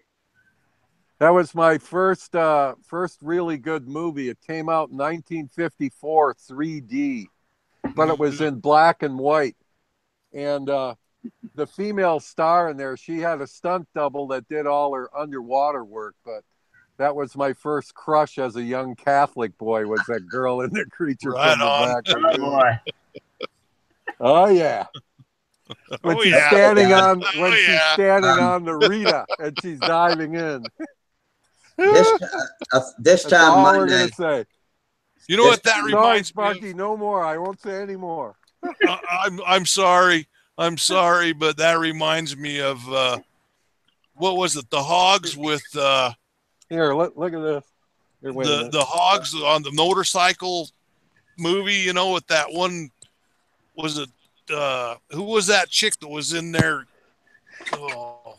Listen, I got my VCR over there, so I watch this all the time.